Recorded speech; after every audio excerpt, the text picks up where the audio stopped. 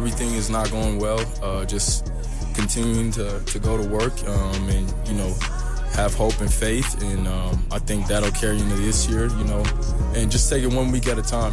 Whether you win or you lose, you got to attack, the next game, the next week with the same mindset. Yeah, there's a different energy, urgency in the building, and I love what I'm seeing so far, from everybody. And it's only going to continue to grow and, get better as the days go on. It's Unnecessary Roughness. Presented by Meineke, doing car care right. Here's your boy Q. Going back to July 30th right there, Ashton Jeanty talking about some positivity, talking about a sense of urgency this year, talking about the energy that is in the building, and that has been something that everyone has echoed ever since Clint Kubiak and company have taken over, ever since this offseason has got going. John Spytek has put his thumbprint on this organization and have all tried to make the right decisions when it comes to hiring, when it comes to signing free agents, when it comes to draft picks, and how they're trying to put everything together. And all of a sudden you fast forward and we're already into the final week of the preseason with game number 1 coming up right around the corner, September 13th at Allegiant Stadium, as the Raiders will host the Miami Dolphins. But Ashton Jeanty right there, obviously he was the conversation of yesterday after being out there at practice and seeing him go down with an injury, and none of us knowing to what extent it was, but just did not look good from him being down to the reaction to the team. And obviously there was a lot of speculation afterwards, and we do not and sign up for speculation around here on RaiderNation Radio 920. I won't sign up for speculation either, but seems like at this stage of the game, the Raiders, and Ashton Jeanty as well, they dodged a major crisis based off what it looked like on yesterday. It's Unnecessary Roughness here on RaiderNation Radio 920. Big show lined up for you as we always do on this Monday. And, man, I feel like it's been such a busy day already. So much going on, from the Raiders having practice to the Raiders having a big event going on at Allegiant Stadium, and a big donation and a gift that they made to Intermountain Health, and I'll tell you all about that. So we've been all over. Brandy Flores was all over practice today, and I was all over the event over at the at Allegiant Stadium, headed over to Fox 5 to do a little TV hit, talking all things silver and black. So we have been, as advertised, busy, right? And that's what we all expect when it comes time for football season. So it's right around the corner. And, of course, it'll be a busy week this week as well, with the 49ers coming to town, Allegiant Stadium on Thursday, Alumni Day. That's going to be a massive day here in town. That'll be a lot of fun.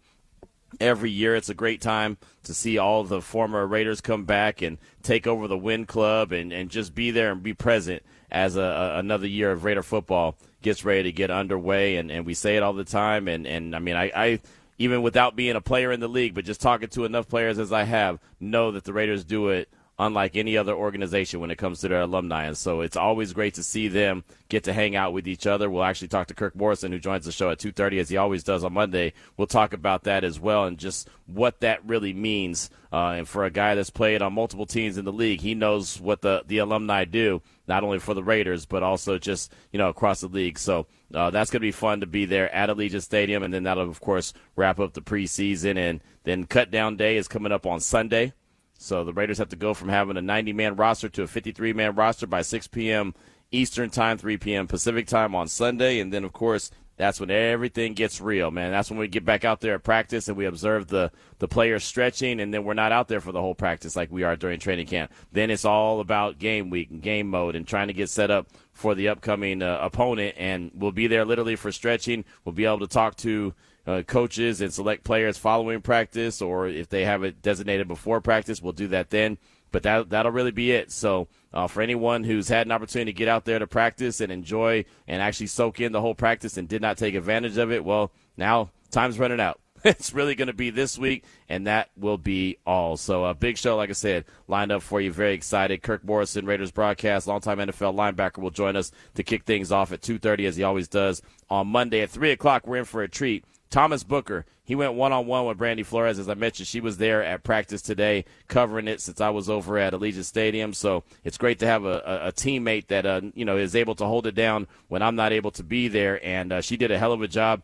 T-Book is already one of those guys that whenever I get a chance to talk to him in the locker room, I always look forward to it because, well, he's just a guy that, he's a fun conversation, right? And he really breaks it down. He's not one of those guys that gives you 2 or 3 word answers and then that's it. He's able to really break it down, and they scattershot with a bunch of different subjects in that conversation. So you'll hear that conversation coming up at 3 o'clock. Thomas Booker one-on-one with Brandy Flores. At 4 o'clock, Cynthia Frelund from the NFL Network's A Number Game on YouTube. We'll go all things NFL, from Deshaun Watson being named the starter in Cleveland, which surprised the hell out of me, to Keyshawn Boutte being traded from the Patriots to the Houston Texans. Obviously, they had a wide receiver need after their wide receiver went down during the scrimmage against the Raiders, or the joint practice, I should say, against the Raiders last Tuesday there in Houston. So a lot going on. Some situation you may have heard about with Jed York and the 49ers, the ownership of the 49ers. Really bizarre situation as well. So there's a lot of things going on with the NFL. And like I said, when it gets closer and closer to time for cut downs, you're going to start to see a lot of moving and shaking with not only the Raiders, but multiple rosters around the league. The Raiders made a roster move today. They moved on from Noah Brown, the guy that they had just picked up. He was only with the Raiders for about 12 seconds, and then, boom, he's already out of there. He's a guy that I know is really good at blocking. He's a very willing blocker, but he's also been injured for a mass majority of his career. And so I'm not saying that he's injured right now, but it was a cup of coffee that he had in Las Vegas with the Raiders. But, again, you're going to see these kind of movements happen more times than not coming up this week leading up to Sunday when it gets down to the 53-man roster. And as Kirk Morrison always says, remember, through the first 3 weeks of the regular season, the Raiders have the number 1 spot when it comes to the waiver wire order. So they are the first team up that can select when it comes to players that have to clear waivers. So that's always something to continue to keep in our minds, and that's something that Kirk Morrison, he educated us on this multiple weeks ago during the offseason, I should say. So that's always something to pay attention to as well. So as I mentioned, we got a lot to get to on the show. You'll hear from Mark Davis and Sandra Douglas Morgan as well, as they had a really good day today. They were very excited about being at Allegiant Stadium and helping announce the donation of $25 million. Game-changing gift to Intermountain Health, and it's going to help build Nevada's first standalone children's hospital, which is huge. We actually heard a story. A young lady and her son shared their story and how big this is going to be. And those are the moments that you start listening to these stories and you're like, all right, who's cutting the onions in the room? Because it's an emotional thing. And whenever you're talking about kids, man, whenever you're talking about children, it's always something that means a lot. And you could tell how much it meant to Mark Davis to be a part of this, how much it meant to Sandra Douglas Morgan to be a part of it, how much it meant to the Raiders as an organization to be a part of it, and honestly, how much it meant to Intermountain Health to be able to get that kind of support that they did from the Raiders. And there was plenty of folks that had to do with that, including Michael Meldman, Egon Durbin, obviously Mark Davis, the Raiders. So there's a lot of folks that all came together on this. But just kind of summing it up real quickly, $25 million game-changing gift is incredible. That's the largest ever in the history of the organization. And I would argue, without knowing, I don't know this, but I would argue that there ain't too many organizations that have found a way to donate and give $25 million to anyone. Like I said, I don't know that. Don't fact check me on that. But I don't think that it's every day that organizations are just donating money like that. And again, any of us who are parents understand that, our children are the most important things. And so to understand that this is going to help build Nevada's first standalone children's hospital, that's obviously going to go a really large way and a far way. So you'll hear from both Mark Davis and Sandra Douglas Morgan throughout the course of the show as well. So we got a lot to get to. Excited about the show. We always are. Kirk Morrison at 2:30, Thomas Booker one-on-one with Brandy at 3, Cynthia Frelund at 4 o'clock, MD and Sandra Douglas Morgan throughout the course of the show as well. Before we get into the opening drive, we got to hear from our guy E-Rob. The weekend was important. This week's going to be important, but today's important. And why is that? Because every day matters. The older you get, the more you start appreciating day in and day out. Because I can't get that time back. I'm in the business of saying, not if I would have did this or if I would have did that. I'm in the business of now. I'm in the business of now as well. So right now, let's jump into the opening drive. The opening drive of Unnecessary Roughness on RaiderNation Radio 920 AM is brought to you by Paul Patta Law. It's not about the injury. It's about the recovery. So, obviously, all conversation is about Ashton Jeanty. It was all the conversation when we were there at the practice facility on yesterday, seeing him go down. And I've told the story multiple times. I told it today earlier on Fox 5 as we were over there, talking all things silver and black. we were inside in the indoor facility. And so when we're in the indoor facility, we're in the end zone. All the media members are in the end zone. Now, alumni like Lincoln Kennedy or Kirk Morrison or other like that, they can roam around the indoor facility and they got, they got the keys to the castle. They're good to go. But all the media members that are there, we have to stand in the end zone and observe practice. And, of course, this injury that happened to Ashton Jeanty happened on the far side of the field, close to the weight room, and we're basically at an angle. Basically, we're in the corner of this end zone, so we're like maybe diagonal away from where it happened, and it's pretty far down the field. So it's not like any of us got a really good, clear view of what happened. And if anyone told you they got a really good, clear view of what happened, they're lying to you. And that's not to disrespect anyone, but it's just impossible. It's impossible to be able to see super clear through all these large football players all the way make a beeline across the field, and see exactly what happened. All that we knew is that Ashton Jeanty went for a low ball from Kirk Cousins, didn't come up with it, and, fell awkwardly. Him and Darian Porter looked like they bumped into each other, but nothing that was anything massive. But we saw the result. We saw the fact that Ashton wasn't getting up.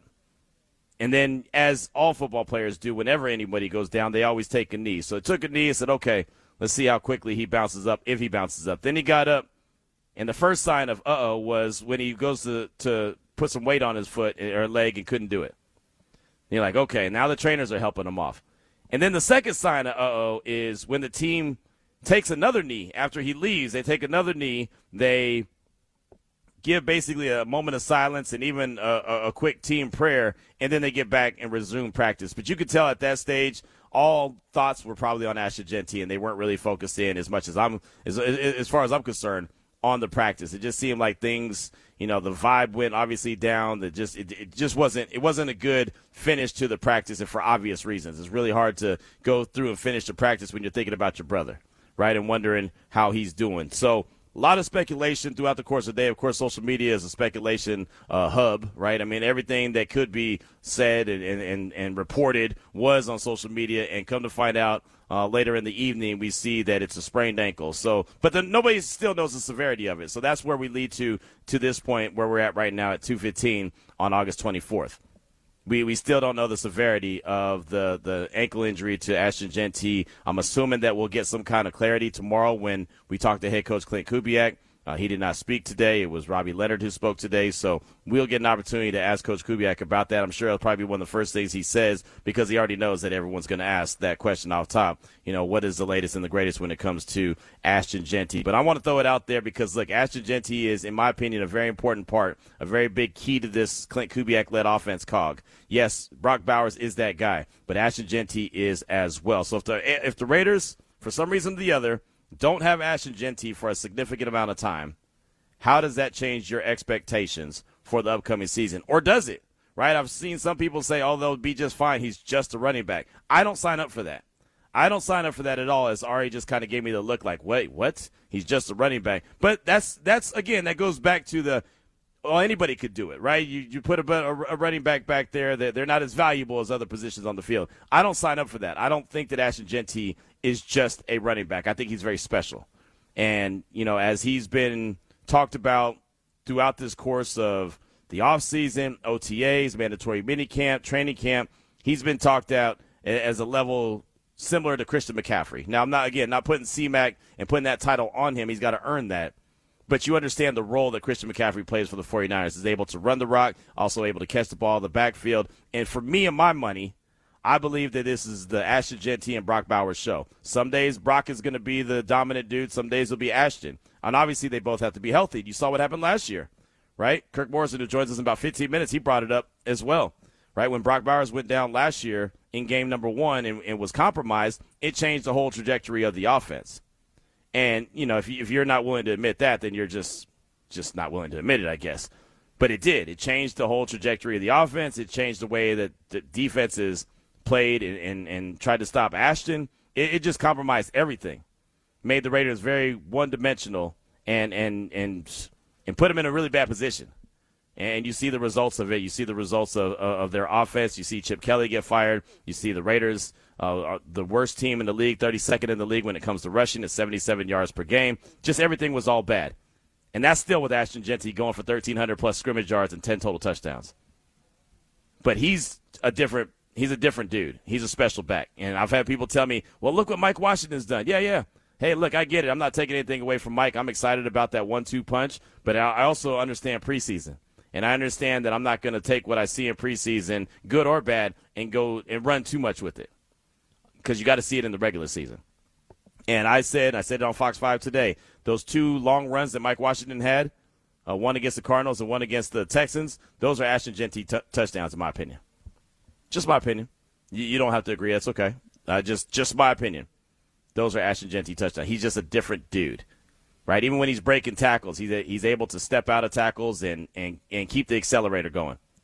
It's just something different about that dude. We never got to see it consistently last year, and I believe with this new blocking scheme, with this new offense, with really good coaching in place, he's a guy that has a chance to have a special season.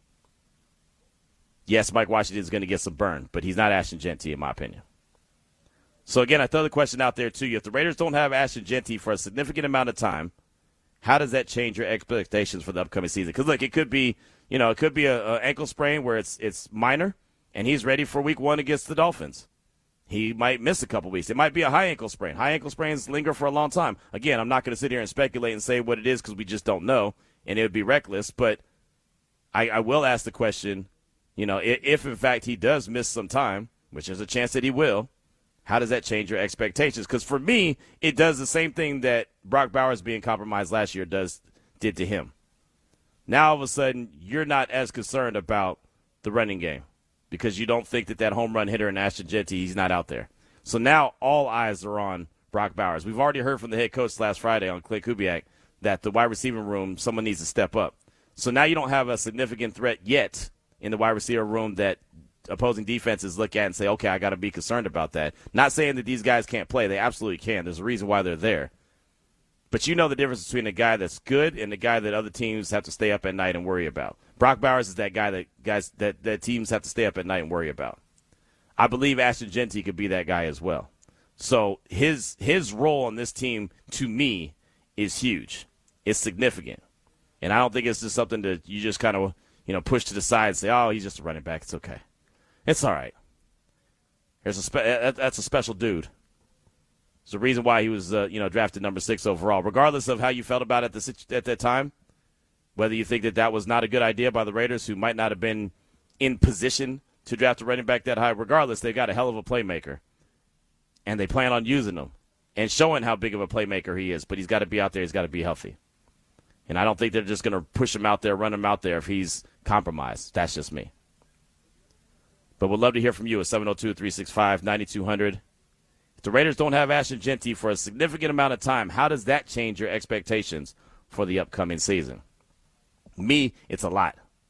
Right? I'm looking at this team as a 6 or 7 win team. If you can't consistently run the ball, I think all of a sudden that really hurts the chances of you being able to open up the offense and being more balanced. Right? It's not one guy just doing the heavy lifting, but you got to have some kind of balance. And we haven't seen Mike Washington in the regular season. We haven't seen Dylan Lobby get consistent carries. We haven't seen Roman Hemby if in fact he makes the roster or not. We haven't seen him be able to get any NFL carries. He's a rookie, undrafted free agent. So I think there's a big question mark on that running back room if in fact Jeanty misses 2 games, 3 games, 4 games. If he only misses a game or 2, fantastic. Right? I'll take that every day of the week and twice on Sunday. But if it's just, say, worst case scenario, it's like a high ankle sprain and he misses a significant amount of time, that can really, in a bad way, change the trajectory of the season. Because now you don't have the guy that you were expecting to not only be a threat from the running back room, but also in the passing game. Got some text rolling down already at 702-365-9200. Like this one from Brent. If Jeanty goes down, it's going to be a huge hit to our offense. Washington Jr. is good, but he's a rookie, and that's a lot to ask for him to fill in Jeanty's shoes, which we all know he probably can't. Also, I was pounding the table about the Raiders not needing a wide receiver, but I take that back, especially with Jeanty down. We literally only have Brock to catch passes. That's a really good summary of the conversation that I was having. Really good conversation, really good summary of it. Because you're already kind of compromised when it comes to the weapons. you're already taking this wide receiver by committee approach, and that's not a slight to Jalen Naylor. It's not a slight to Trey Tucker or anyone else in that wide receiver, Jack Besh. They just haven't emerged yet as that go-to guy consistently, right, where Brock Bowers has. What do we say about Brock Bowers? Always open. I asked Eric Stokes about that on Sunday before practice. Man, I always kid that Brock Bowers is always open. He's like, man, he just laughed. Like, yeah, he is. And he's like, but the thing I know about it is I ain't going to go up against a better tight end all year long than that dude. So iron's going to sharpen iron. That's a great thing about Brock. He's so damn good. He is always open. It don't matter if you put a corner on him. It don't matter if you put a linebacker on him. It don't matter if a safety shading over. He knows how to get open. So obviously he's going to get a ton of workload, just like they expected him to get a ton of the workload last year, but then he got compromised in week number 1, and it just didn't work out the way that he was expecting or the Raiders as a team was expecting either. But we do want to hear from you. We got Kirk Morrison joining us coming up in about 10 minutes or so. Let's go out to the phone lines at 702-365-9200. Talk to our brother. Shields up. Welcome to the show. What's on your mind? Hey, Q. How you doing, man? Good. How are you? Good, bro. Good. Like the show. Great topic. It's some bad luck on Jeanty, but it's a sprained ankle, correct? Am I wrong about that? Yeah, that's what we know is a sprained ankle, but we don't know the severity of it. Gotcha. High ankle or whatever, this and that, but Right. it's better than a knee, man. So just some. I'll give him my ankle if he needs it. Let me tell you something, man. Ankles, knees, shoulder, I'll donate my whole body, bro. Hey, he don't want my knee, man. My knees are in bad shape, but my ankles are still straight, man, so he can have my ankle. Well, he don't want mine because I had a left knee replacement 3 years ago. I'm getting the right one done in another month. So yeah, we're worthless. I'm hit in that category. But I'm going to be a little bit more optimistic. Okay. I saw, 6'1", 220. The man, Washington hits the holes. He doesn't shy away from contact. And I think he was running with the second-team offensive line when he got in there, or maybe I'm not sure. But I would love to see him with the first team. I don't know if it's going to happen in the last game. I would love to see him to get a lot of reps, 2 or 3 drives with that first line that first team offensive line, man.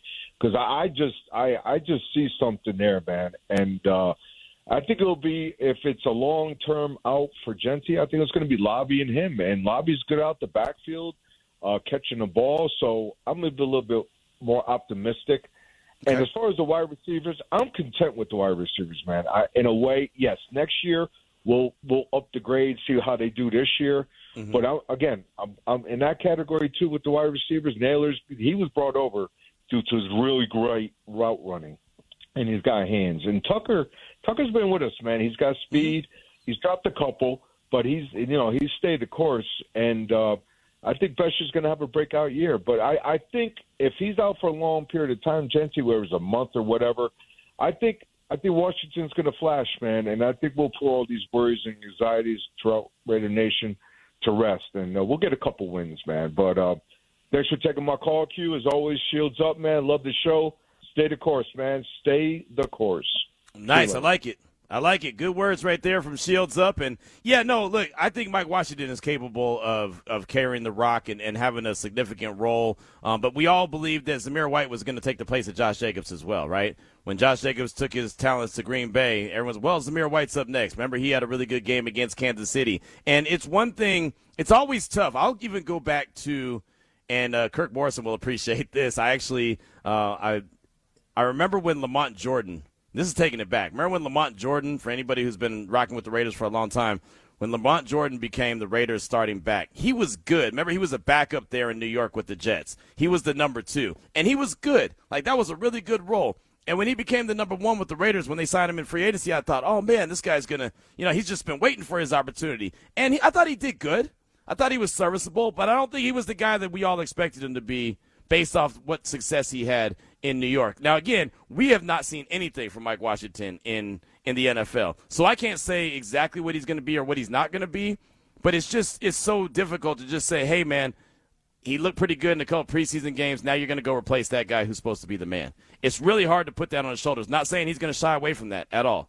I don't doubt that at all. But, man, it's so often that we just say, and I always laugh when people say, well, the next man up, the next man up. Yeah, well, if the next man was as good as that man, he wouldn't be the next man, right? He'd have been the first man.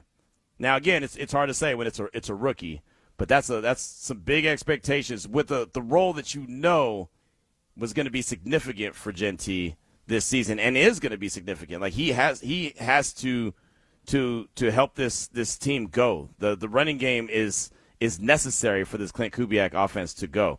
So I'm just looking at a case of worst case scenario. How do things change? Now, maybe Mike Washington emerges as all of a sudden that dude, and we're talking about him at the end of the year. Like, man, that was a hell of a steal in the draft. That very well could happen.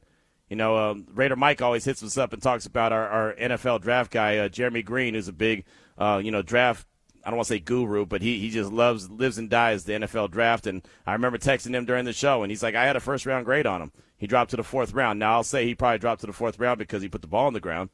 Ball security wasn't great when he was in college.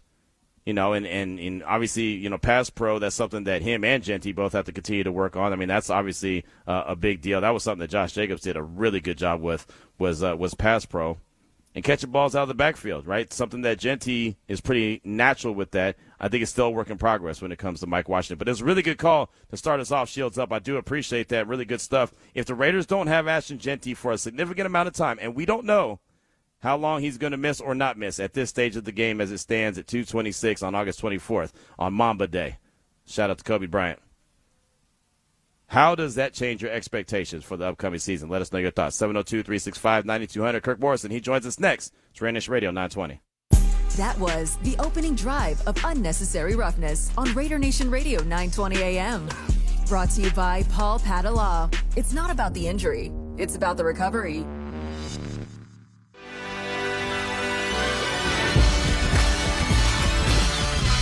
Good. It just tells you where you're at. I thought we made actually a lot of improvement. We ended the 2-minute with 2 picks to win the game. The ball production. You can't improve at everything at the same time, right? So you can only emphasize so much. Ball production. It's been there up at the top. There's other things to fix as you go along the way, but there's a progression to it. You just chip away at one thing at a time has really been the focus. Las Vegas Raiders color analyst Kirk Morrison joins us now on Unnecessary Roughness. And we got so much to talk with Kirk Morrison about. Boy, this is going to be a fun one today on Unnecessary Roughness here on RaiderNation Radio 920. We come into the sounds of defensive coordinator Robbie Leonard talking about last week's joint practice. Focus on fixing one thing at a time, and that's all they can do. Just like even with the roster, right? You can only address so many needs at one time before you realize, okay, this is going to take maybe another offseason to get this exactly where it needs to be. But we got so much to unload, so let's go ahead and do it. Kirk Morrison joins us now here on RaiderNation Radio 920. And Kirk, thanks so much for your time. Appreciate you. We'll start with last week with what Robbie Leonard was saying, joint practices. Obviously the game on Thursday in Houston. It was fun and entertaining being in the booth, watching you and Jason on the broadcast, just how energetic you guys were and enthusiastic you guys were, especially on that final drive. But to Robbie Leonard's point, just, what is it about fixing one thing at a time? How do they go about doing that when a lot of Raider Nation is panicked by what they saw from the defense so far? Yeah, I think everybody wants to panic because we all want to see right now everything be ready to go. Let's just be honest. We still got 20 days. Yeah. 20 days. You know what I mean? Almost 3 weeks before the first game. This defense is coming together slowly but surely. And they've got some new pieces, new guys that were going to be contributing. You've got guys who are going to be some new starters. You got guys who are going to be your depth pieces. I'm okay where the defense is at right now because I've seen some of the improvement with the guys who I think are going to be the key contributors. Now, I know some people are like, oh, we didn't see our guys versus, Houston. Well, I saw a lot of them during joint practices. And the one thing I said that you could take away from the joint practices was that this Houston team's been together for about 3 to 4 seasons now. Meaning that these guys know what the expectation is on defense, what the calls are from Coach Burke, their defensive coordinator, all right? Like, they've been there, and so they're playing at a different level that I feel like the Raiders are finally going to get to that level. This is Robbie Leonard's first year as the defensive coordinator, so the defensive stuff is going to come. That is going to be there, but I don't think people realize, too, the hardest thing, Q, is putting together, I would say, a defensive game plan for the preseason. Because when I get to the regular season, I've got film on who I'm playing. I got a scheme. I get a giant binder. I don't know if they still do the binders, right? I think everything now is on the iPad. Right. But I would get a binder on Wednesday, what's called installation. And I would open it up, and I would have heights and weights and strengths and weaknesses and all the attributes of the guys I'm going against that week.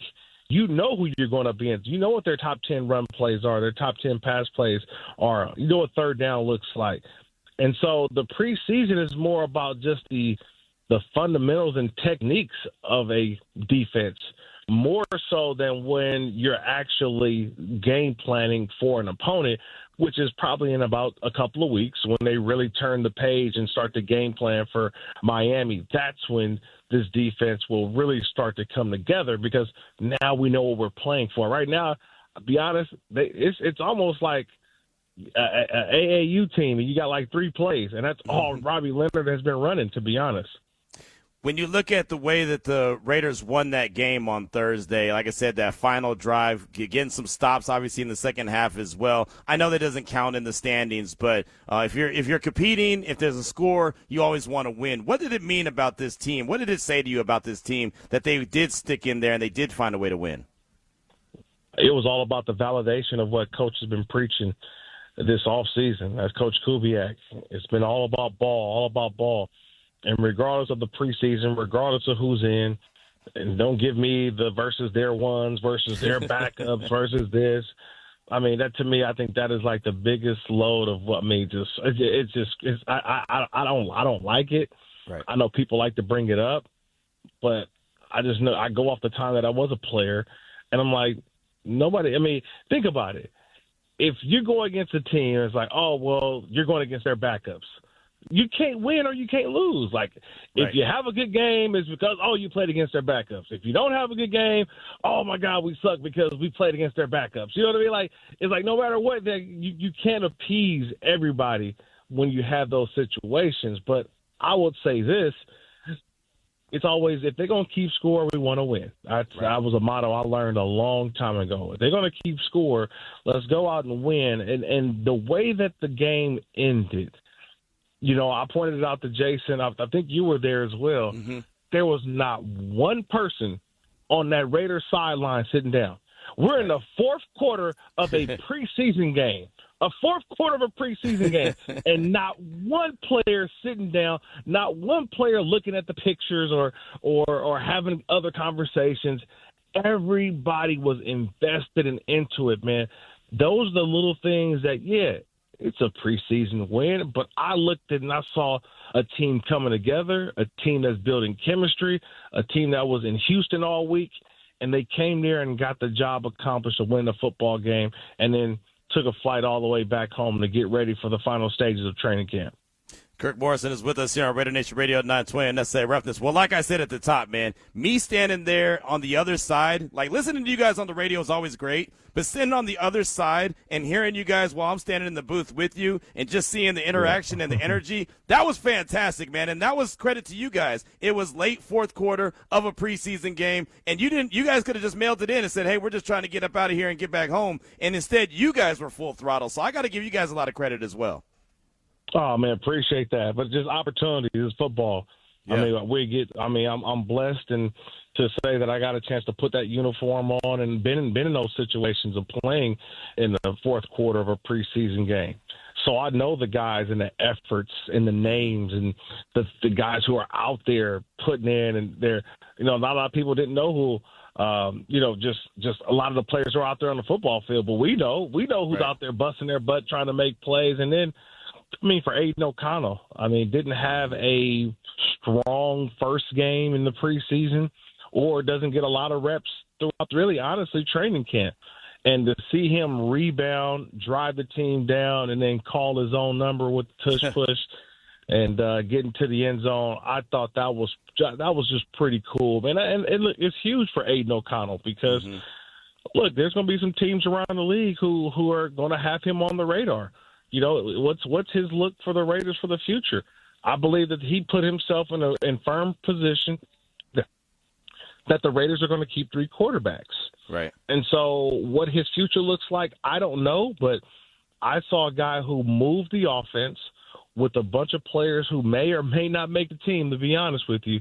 But he showed that he understands the offense. He understands how to get guys in the right position and then let them all the way down to victory. I thought that was huge for his career, but also for his time with the with the Las Vegas Raiders as well, because it shows that, hey, I can count on him. I can trust him.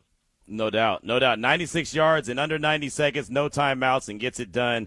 Tip of the cap to Aiden O'Connell for sure for that. Kirk Morrison with us here, RaiderNation Radio 920. Well, I did want to ask you, this week is preseason game number 3. It's the 49ers here at Allegiant Stadium, but more importantly, in my opinion, I mean, obviously for those players, it's huge what's going on in the field, but for this sake of the conversation, it's Alumni Day, and all you and your brothers are all get together and hang out, and the Raiders treat the alumni better than any team in the league. The Win Club will be full of former Raiders, no matter how long you've been a member of the team or whatever the case was. What does this upcoming week, what does Alumni Day mean for you? Man, it means everything to me. When you're younger, you don't necessarily know what it means. It's just basically coming back and seeing the guys you played with when you're a Raider, wherever you were.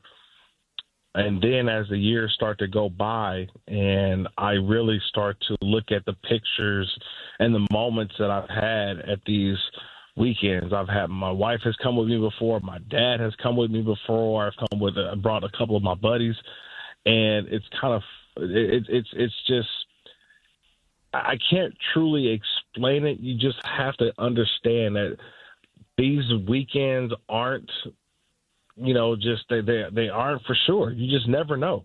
Right. Like I say that because I was sharing with our alumni department, and they do such a great job. I mean, Katie Flatt, Callie Welsh, Lindsey Sanders, they all do an amazing job. And I was telling them, like, here's a picture that I had, and I showed them how important it is to take these pictures, because I have a picture on my phone that I took, and it's Carl Weathers, George Atkinson, wow, and Willie Brown, and myself. And I say I took this picture maybe about 10 years ago, or a little more than that, 10, 11 years ago. I forget when I took it. But all those gentlemen aren't with us anymore. Right. You know what I mean? Yeah. I can't recreate that picture anymore. And so this weekend is always about seeing my guys, getting my hugs and, my dap-ups and just conversations and truly enjoying it.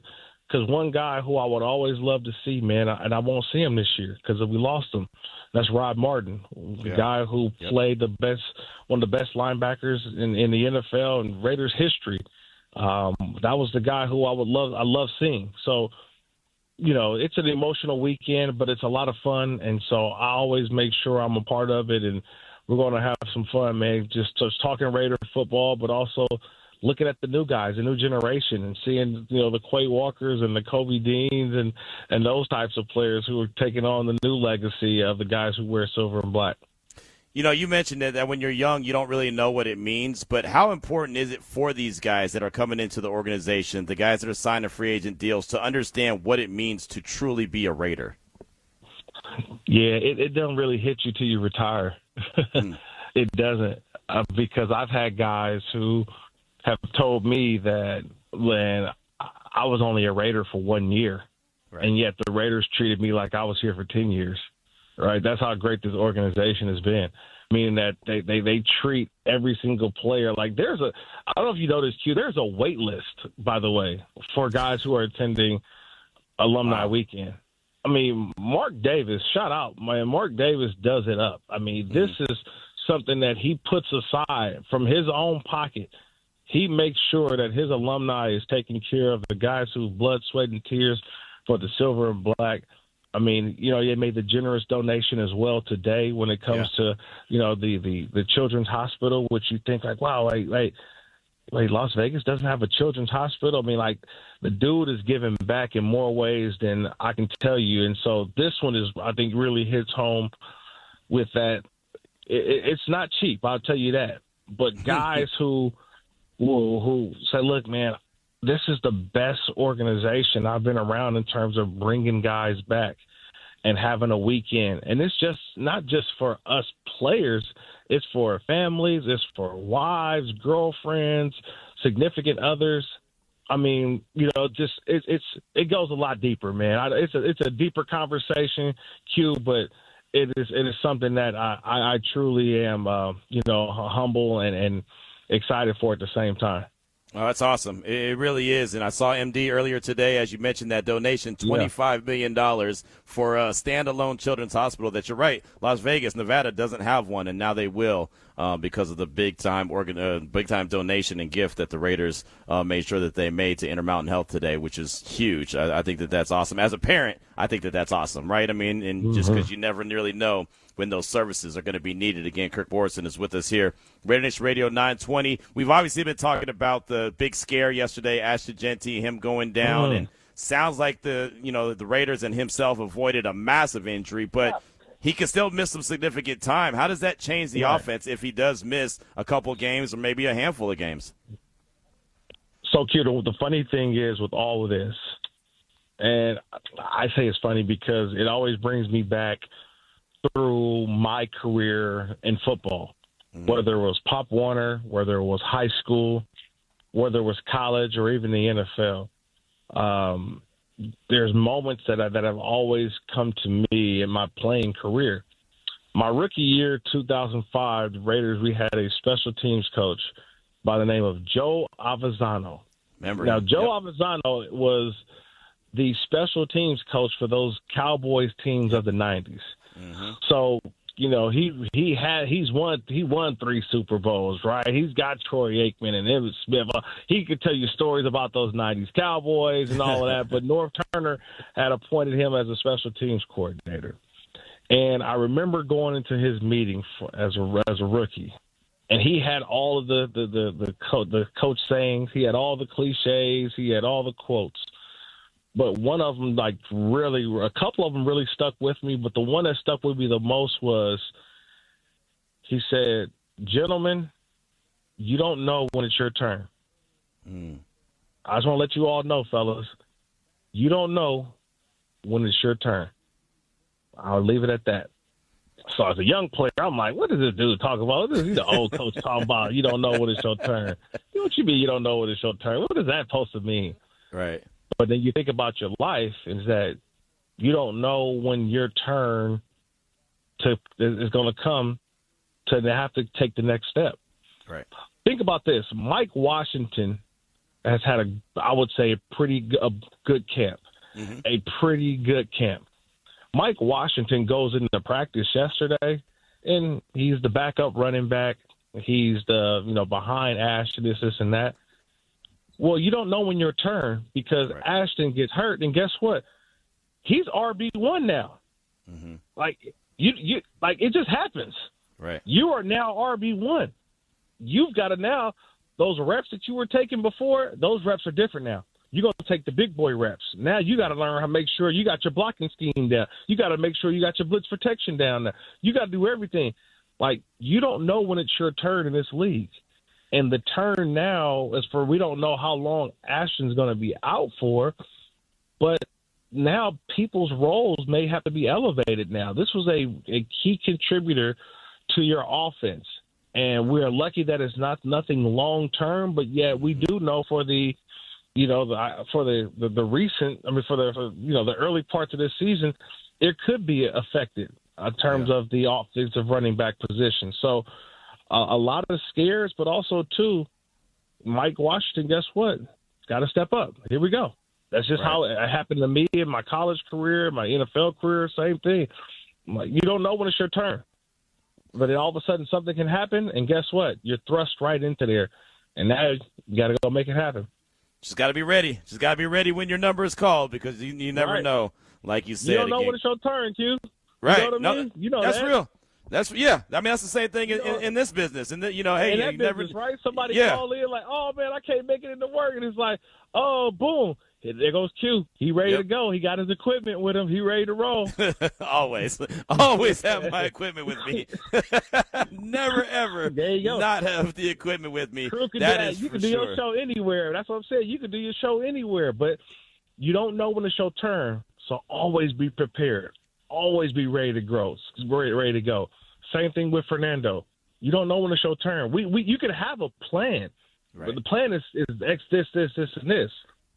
But you go out there in the NFL, and we see what happens with plans. Sometimes plans change quickly, and not because you want them to. It just happened.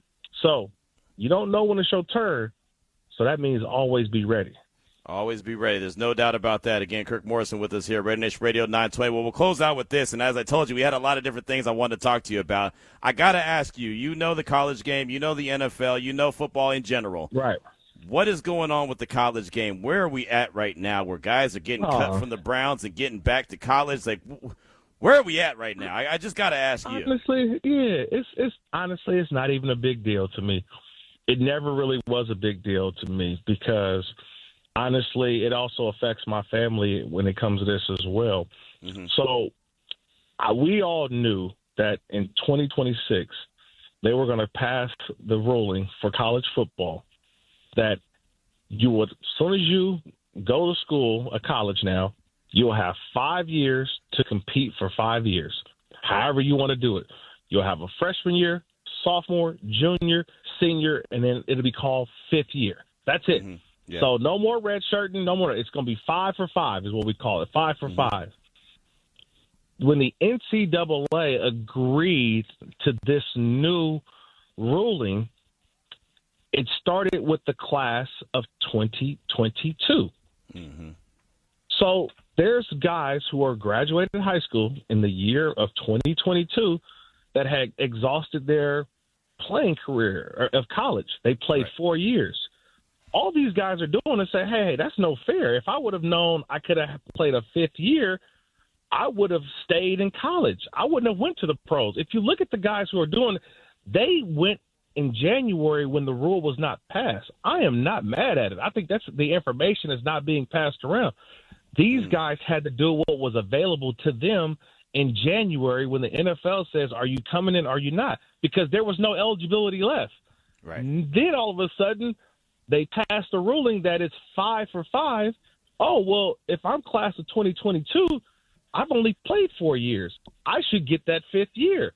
And that's what's happening with a lot of these guys. So maybe I'm the only voice of reasoning, but I am not upset at all. My nephew actually played junior college for 2 years. And I was saying, well, he just, he got a scholarship to Louisiana Tech. Nice. And we were like, okay, well, does he have 3 seasons to play 2?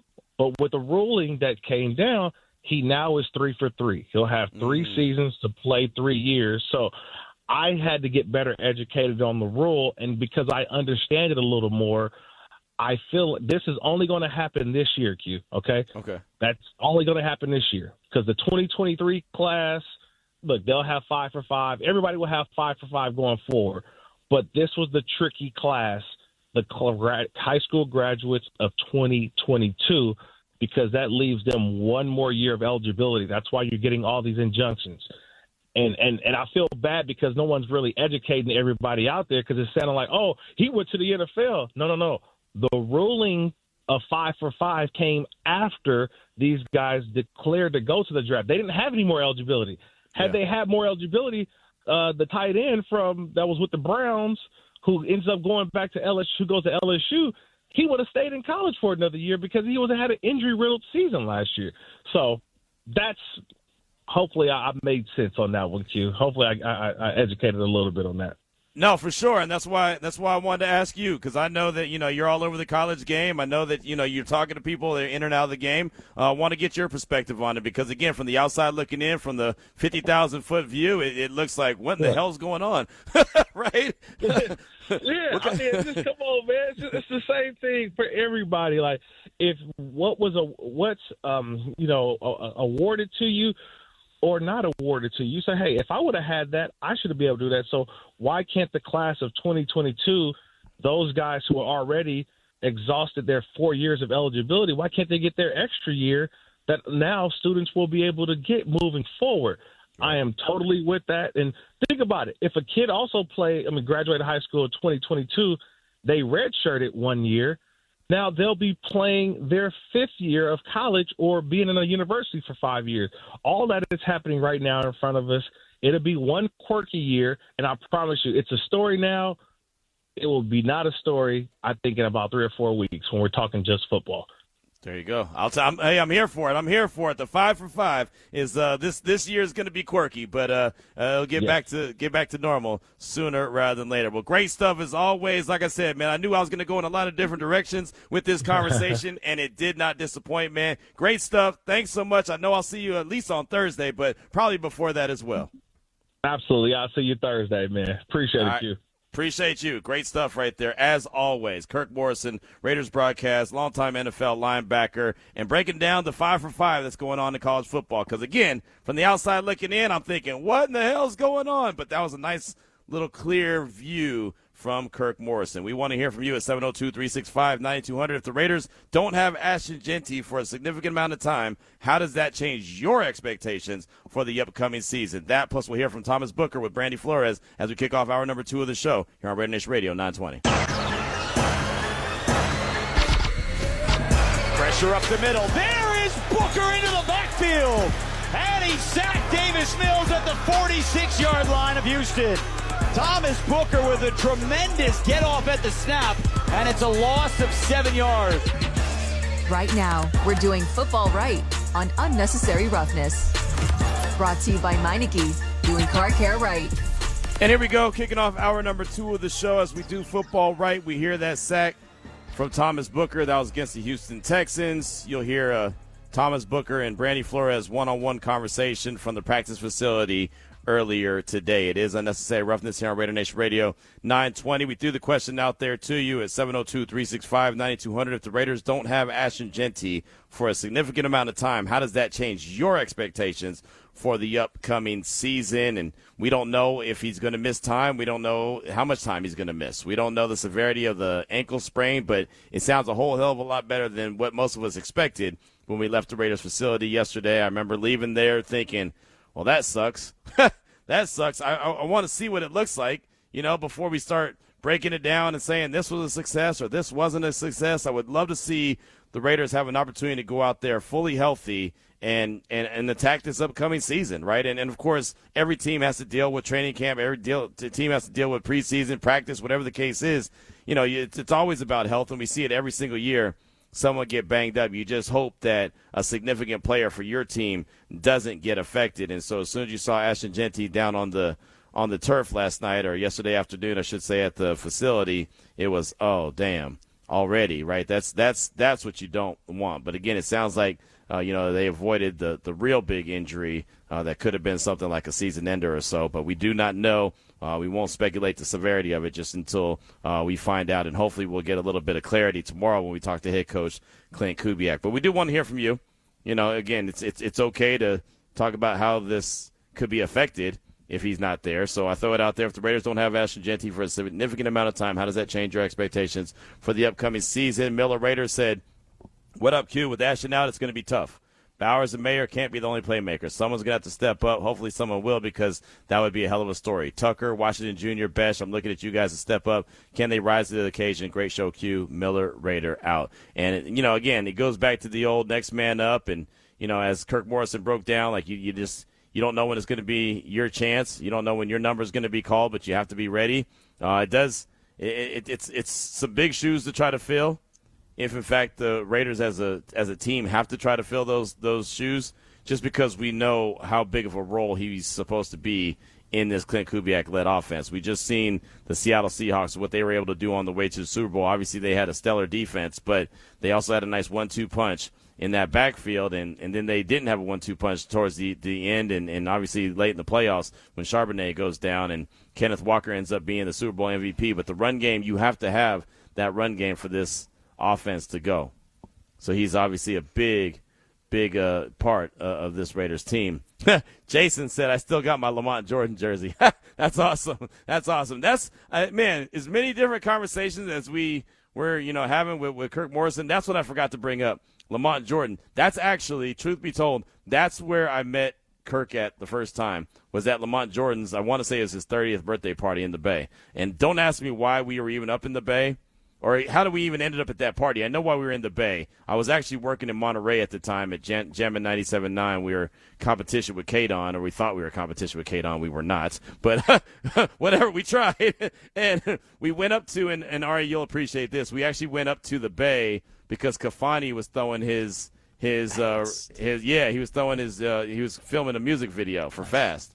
And so they had us at a club where dollars are thrown around the club. And so they gave us a stack of ones to use accordingly in the club. But at that time, your boy was really broke.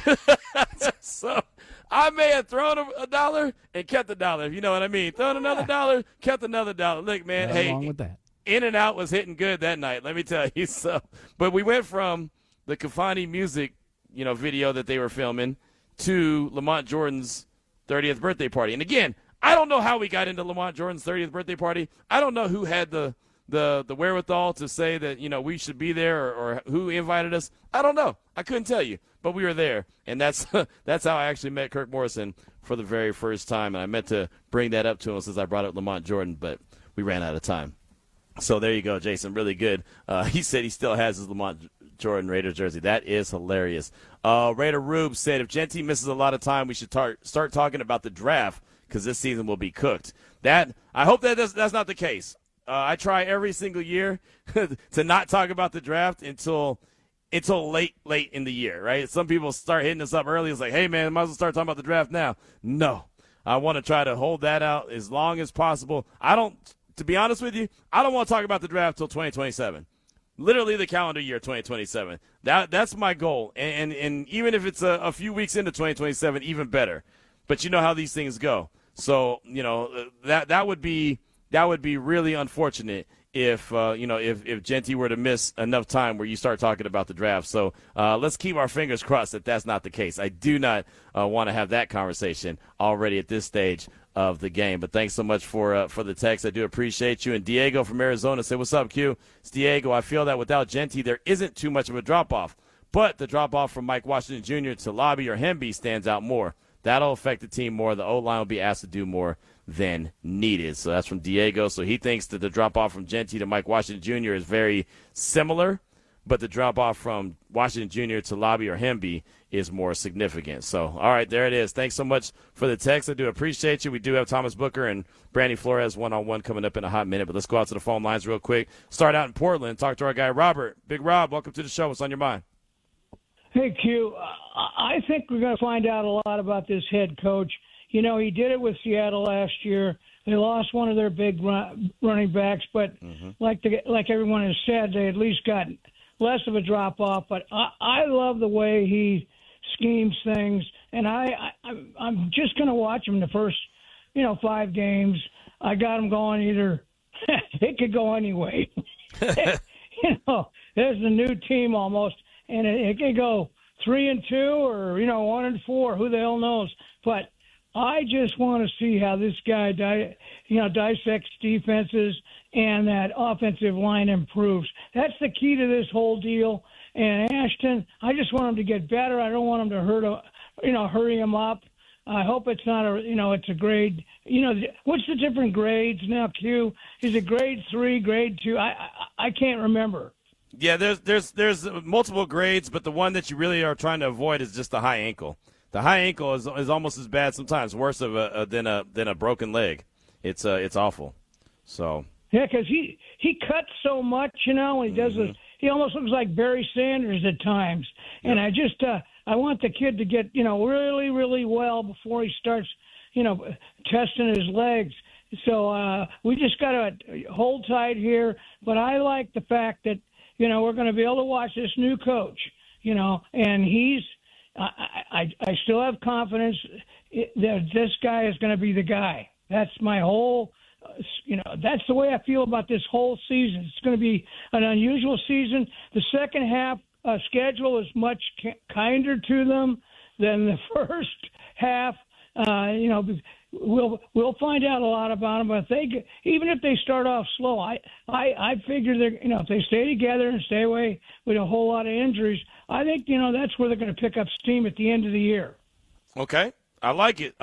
Robert, thanks so much for the call. Appreciate you. Yeah, I mean, you got the lateral ankle sprain, you got the medial ankle sprain, you got the high ankle sprain. And obviously the high ankle sprain is the one that everyone is really concerned about. And we'll just have to wait and see exactly the severity of it. But I'm with you. I want Jeanty to be out there and be 100% healthy. I don't want them to rush him back either, because then that could always lead to another injury if he's not where he needs to be at this stage of the game. So thanks so much for the call. Do appreciate you. Let's go from Portland to Denver. Talk to our guy, Hardcore Raider. Welcome to the show. What's on your mind?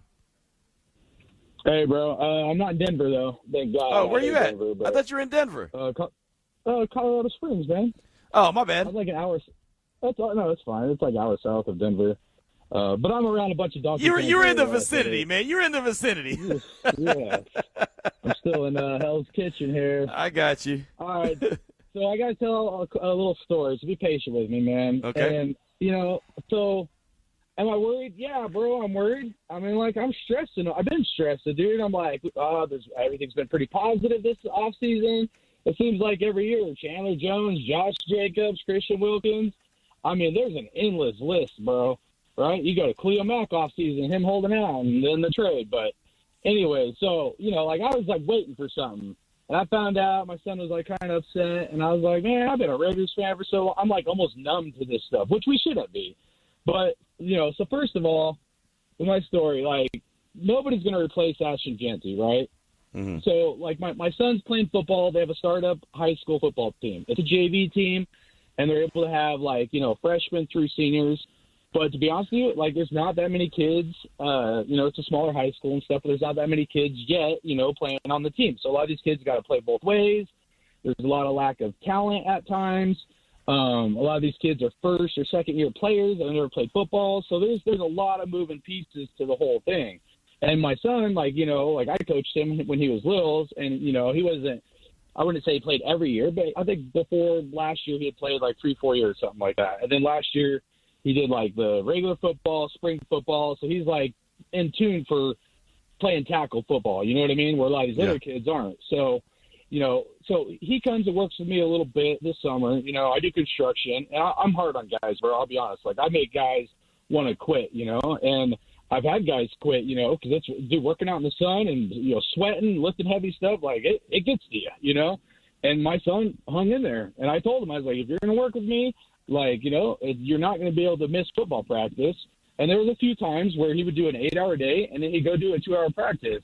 And I told him I don't want him to do it all the time, but that's a lot of hard work, And so something happened where two of the starting quarterback, another quarterback was not at practice, and he stepped up to the plate and he's like, hey, he plays linebacker and running back, but he's like, I'll be quarterback because the coach was throwing the ball.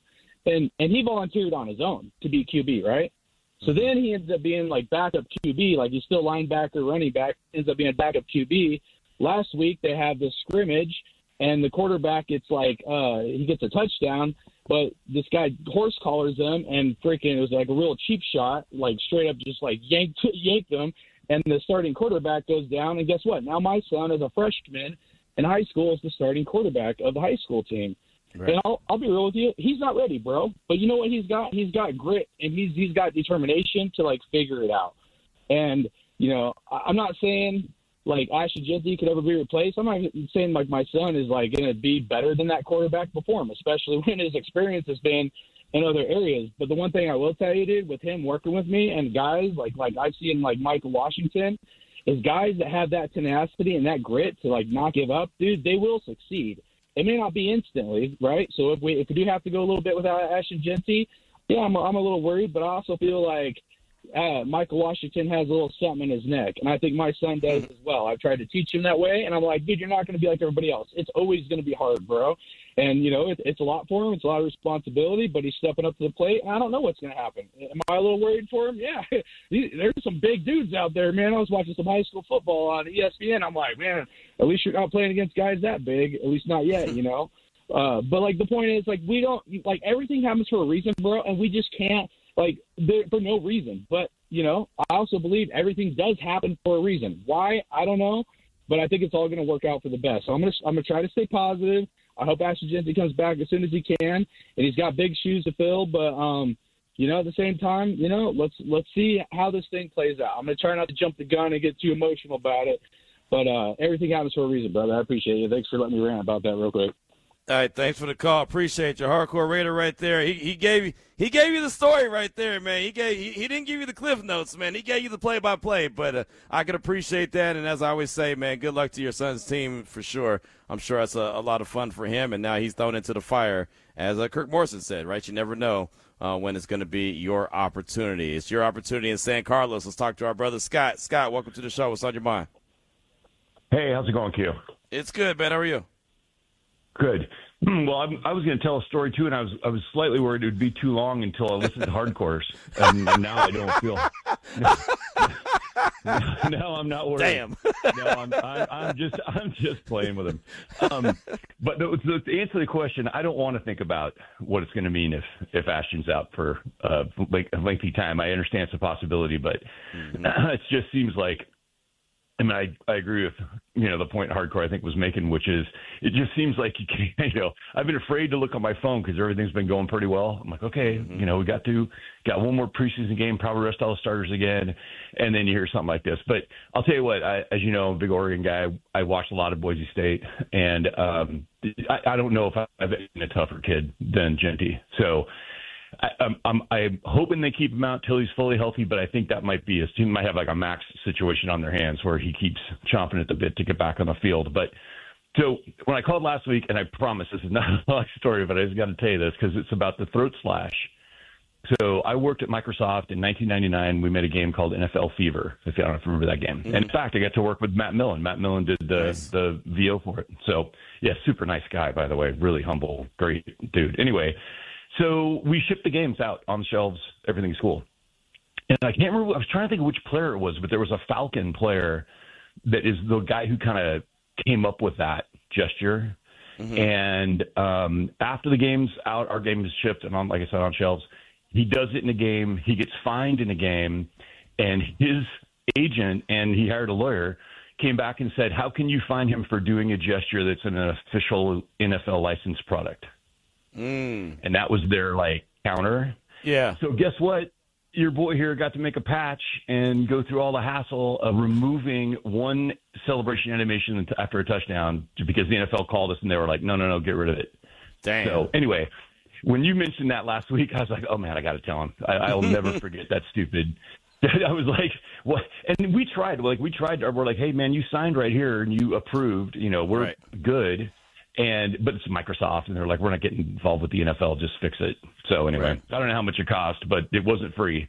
Anyway, that was the story. That was the story I was talking about last week. And one last thing, I do agree. I mean, I'm certainly glad we have Mike Washington. If we hadn't drafted him, I would be very concerned right now. But if he misses a week or something, one regular season, maybe even two, I don't think that's going to really be that big of a deal. At least I hope not. I think Washington looks like he's picked up the offense well. And, obviously, even at Arkansas, he can run. So, anyway, Q, that's it. I'm out. Go Raiders. Have a good one. Hey, thanks for the call. Appreciate you. Yeah, I feel pretty comfortable a couple weeks. If Jeanty's going to miss, then okay. That's natural. Those kind of things are going to happen, year to year anyway, right? I just kind of always anticipate, especially a running back or someone that's a significant player, to miss a week or two. But all of a sudden, if you get into 4, 5, 6 weeks, then, that's really when you start to really feel the difference between an Ashton Jeanty and a Mike Washington. And like I said, I do think that Mike Washington is very capable. I just think that Ashton Jeanty is a very special player that was in line to have a real special season. Let's go out to Oregon and talk to our guy, Charles. Charles in charge. Welcome to the show. What's on your mind? Hey, what up, Q&R? How you doing today, man? Man, we're good. We're blessed. How about you? Blessed as well. Hey, good news. No story. Just a tip. Okay. Well done. Well done. So all I got to say is this. Really love the way Mike Washington has played. But I got to say, to me, it's a big drop-off. And here's why. It's like you said, when we're talking about Jeanty, it's not that he's a good player that can break off some large runs. It's that he's a special player. And the difference between Jeanty last year and this year is you can see they look to him for leadership. We got one of the youngest teams in the NFL, right? Like second youngest. And him being on the field is just as important as when he's on the sideline during a preseason game, taking notes and cheering the guys on and giving them instruction. So the bottom line is it is a big drop-off. Think about that interception that Fernando threw, right? What happened? Washington admitted he kind of didn't do the right thing. He shouldn't have moved when he did. He should have sat down on that play. There's going to be mistakes like that Washington's going to make, and you've got to forgive him because he's a rookie. Am I happy that he's there? Most certainly, but it's going to be a big drop-off. Here's who needs to step up. Offensive line, you thought you needed to step up before. If you don't have Jeanty for a few weeks, you got to step up big time. And with Kubiak saying what he said about the receivers, there's a concern there. So they've got to watch the waiver wire, like Kirk Morrison said, and hope that they can pick up some receivers that can piece something together. With that being said, one more thing real quick. I don't understand why we don't have Daniel Carlson. Last year, he had an 81% field goal percentage rate. Matt Gay had 73%. Over a career, Daniel Carlson had 86%. Matt Gay has an 84%. What are we doing? And now he's with the Saints. So I think that could come back to haunt us. We want to score more points. We can't be doing that if we're missing field goals or if we're putting our team in a bad situation with a poor kickoff.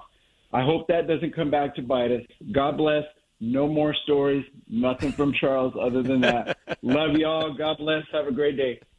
Hey, great call, man. Charles in Oregon. I love that we're some big family here, man. We all know what family members coming to the front of the congregation. Really good call, Charles. I do appreciate that.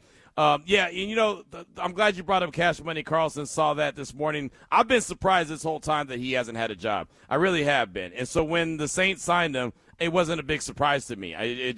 It made all the sense in the world. Like I said, what surprised me is the fact that he was out of a job as long as he was. And it seems like the Saints are putting together a little, Raiders down south, Louisiana style. I mean, they traded for Tyree Wilson. They traded for Zamir White. They now signed Daniel Carlson. Derek Carr was there at one point.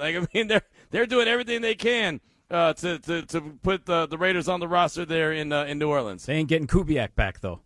No, sir. No. That ship has sailed, brother. That's right. I like that. I'm saying so. Take that, yes, Saints. Exactly. But yeah, I mean, look, I'm happy for Daniel. I am concerned about the Raiders' kicking game. Not gonna lie. Matt Gay did a good job yesterday at practice. I mean, he was hitting everything, so that was a good sign. But I just don't right now, and this is only because it's so new. The confidence for me is not there. When I see Matt Gay roll out there, I'm not 100% confident that he's going to drill it. Where Daniel Carlson, he went out there, I got so comfortable with him, I was surprised when he missed. And I know that he had a down year last year, and these type of things happen. So, who knows? Maybe Matt Gay is going to have a bounce back. Because at one time, remember, Daniel Carlson was the guy who got cut by the team that drafted him because he was missing everything. He had to take some time, sit on the sideline, and get his mind right. And he did, and then, John Gruden signed him, and the rest is history. So, I mean, that could happen with Matt Gay. I'm not trying to write him off, but just because there's no history there with the team and we haven't seen him consistently, I'm not confident like I was with Cash Money Carlson. And I love the way that he ended the season last year, kicking a field goal from what seemed like forever, so deep last year, and that's how the season got wrapped up. I thought that was pretty cool. And like I said, I definitely wish him nothing but luck there and success in New Orleans with the Saints. We have Thomas Booker and Brandy Flores. We'll do that just in a couple minutes. We'll let you hear that conversation as we continue to do football right. But Ari's also got some Winnie. Is that you got Winnie right now or no? Yeah, I got it right now. I mean, you don't have to. If you don't want to do Winnie now, we can save it. You got to do it right now. I do, actually. I do. You've convinced All right, me. well, then don't sound so damn surprised then, man. I'm always ready to give some stuff away. You sound surprised like I didn't have a story for you or something. Hey, you know what's funny, That's though? exactly. No, you know what's funny about that Tell real me. quick? Let me tell you, because Jose always gets mad when I tell stories. Now it's infectious. Everyone's telling stories on the show. Back in my day. Well, see, that's what I'm saying. So now, look where we started. Now everyone tells stories. So, see, there you go. One person comes with a story, we all got one. So there and then. Now all we just need Jose to come tell his story. Once Jose comes in and he just commits and is all in on the storytelling time, then we know we've made it. So we're working, man. Hey, one guy at a time, knocking them down, one guy at a time. That's right. One day at a time. There it is. Well, my story is I have a pair of tickets to see the UNLV Rebels versus Memphis. That is the home opener at the very nice Allegiant Stadium. 8/29, that is this Saturday. And we have tickets for you. A pair, 702-365-9200, caller 9, and must be a Nevada resident. That's going to be a big game right there. You want to be there. You want to be at Allegiant Stadium. Coming up this Saturday, you want to see the UNLV against Memphis. Ari's got your tickets here on RaiderNation Radio 920. Pressure up the middle. There is Booker into the backfield. And he sacked Davis Mills at the 46-yard line of Houston. Thomas Booker with a tremendous get-off at the snap, and it's a loss of 7 yards. Right now, we're doing football right on Unnecessary Roughness. Brought to you by Meineke, doing car care right. So as we do football right, again, we kind of reset everything and get back to the conversation at hand. And Brandy Flores had an opportunity to catch up with Thomas Booker following Raiders practice today. I was going to be there as well, but instead I was over at Allegiant Stadium as the Raiders announced a $25 million game-changing gift to Intermountain Health to help build Nevada's first standalone children's hospital. So luckily I was able to catch up with Mark Davis and Sandra Douglas Morgan. Following that, you'll hear that conversation later on in the show. If not today, we'll definitely get it in tomorrow. But I wanted to make sure we do football right and hear what T-Book had to say as he was there one-on-one with Brandy Flores. Hey everybody, Brandy Flores here with RaiderNation Radio, here with Thomas Booker of the Las Vegas Raiders. This is almost a year to the day you became a member. Yeah, I think it's a year and maybe a week or two now. It was 2 days before the first preseason game against the Seahawks is when I got traded here. So yeah, just about that. So you had your first full camp with the Raiders. Obviously, it's a bit different going into this year versus last year going into it with the Raiders. How do you feel like you've been doing in camp so far? I think it's been good. You know, for me, I had a couple of points that I wanted to refine just in terms of becoming more instinctual, letting my athleticism kind of shine a little bit more, and just having the in-game know-how to be able to take advantage of opportunities to turn to sacks, TFLs, and game-changing plays. And I think I'm taking steps with that every day, and I think our entire group is as well. So it's been good to seeing the progression of everybody. And you did have a big sack in the game in Houston. Take me through that play. What did you see there? Yeah, so on that play, it's exactly what I was talking about. Just being able to hear things, right? Offensive lines usually call out protections, right? Where they're going to slide, where they're not going to slide. So if you can hear that as a defensive lineman, you can tell exactly where the one-on-one's going to be. And for me, I heard that the one-on-one was going to be to my side. I knew exactly that the dude was going to step down, so I could take advantage of him stepping down and counter his movement with something else. And then I was able to bend the edge a little bit and get to my college quarterback, Davis Mills, for a sack. So that was a cool kind of, a distillation of what I was talking about. Any extra words for Davis Mills when that happened? Nothing extra. I love Davis, but it had to be done. As a little bit of cardinal on cardinal crime. It happens from time to time. And obviously you've mentioned before how the reason that you wanted to re-sign with the Raiders was because of Robbie Leonard, who became now the defensive coordinator. He says that he runs everything very similarly. We've heard from other players that it's very similar the way he ran the D-line last year to defensive coordinator this year. How have you seen, is there any difference, and how have you seen his growth as a DC? Yeah, I think Robbie obviously has a larger scope of things now that he's a defensive coordinator versus a defensive line coach, but you'll hear it in every interview that players have about Robbie, but it's mostly about style of play, right? X's and O's are very important. Scheme is very important in this league. But at the end of the day, players play, coaches coach, and style of play in terms of your physicality, your aggression, how many hats are to the ball at the end of the play are really going to determine who's winning games on average over the course of the season. And speaking of style of play, you guys are switching to a 3-4 defense this year. So with that, versatility is something that you've been doing since your Cardinal days at Stanford with Coach David Shaw. How has that experience kind of helped you as you guys began to make that switch in defense this year? It's been huge. I think that, defenses nowadays, they have to have 3-4 fronts, 4-3 fronts. It's a lot of different things going on. So being able to have a lot of things in your toolkit and being able to play 3 technique, 4 technique, 2-eye, shade, 0 nose, all the rest of it, right? Like in college, I did have to do that at Stanford a good amount. So it's kind of cool just to be able to see, like, all right, how many different ways can I be used? How many different ways can I use my athleticism against the center, against the guard, against the tackle, and being able to keep your keys tight and all the rest of it, despite switching through a bunch of different positions. Obviously, with Robbie coming from a defensive lines coach perspective, the defensive line is going to be very important this year in this defense. We can tell. How has that competition been on that line as you guys are all trying to push each other to ultimately get that job done? It's huge. I think for us, we have so many talented players from Tonka, JJ, Max, of course, AB, Foley, who just got here, Malcolm, so many different guys, Jonah, that everybody has their different skill sets in terms of what they specialize in. And it's cool because you can take little tidbits from everybody's game, because there's a lot of overlap, of course, but there's also some niche things the guys do, right? I might be a really, really good lateral mover. Foley might be super, super quick on the get-off. Jonah might have a spin move. Tonka might be really, really good going from B to A, all the rest of it. So the fact that we have so many different guys that are talented in general but have specific talents, it's cool because you just get to pick people's brains and take little things from everybody.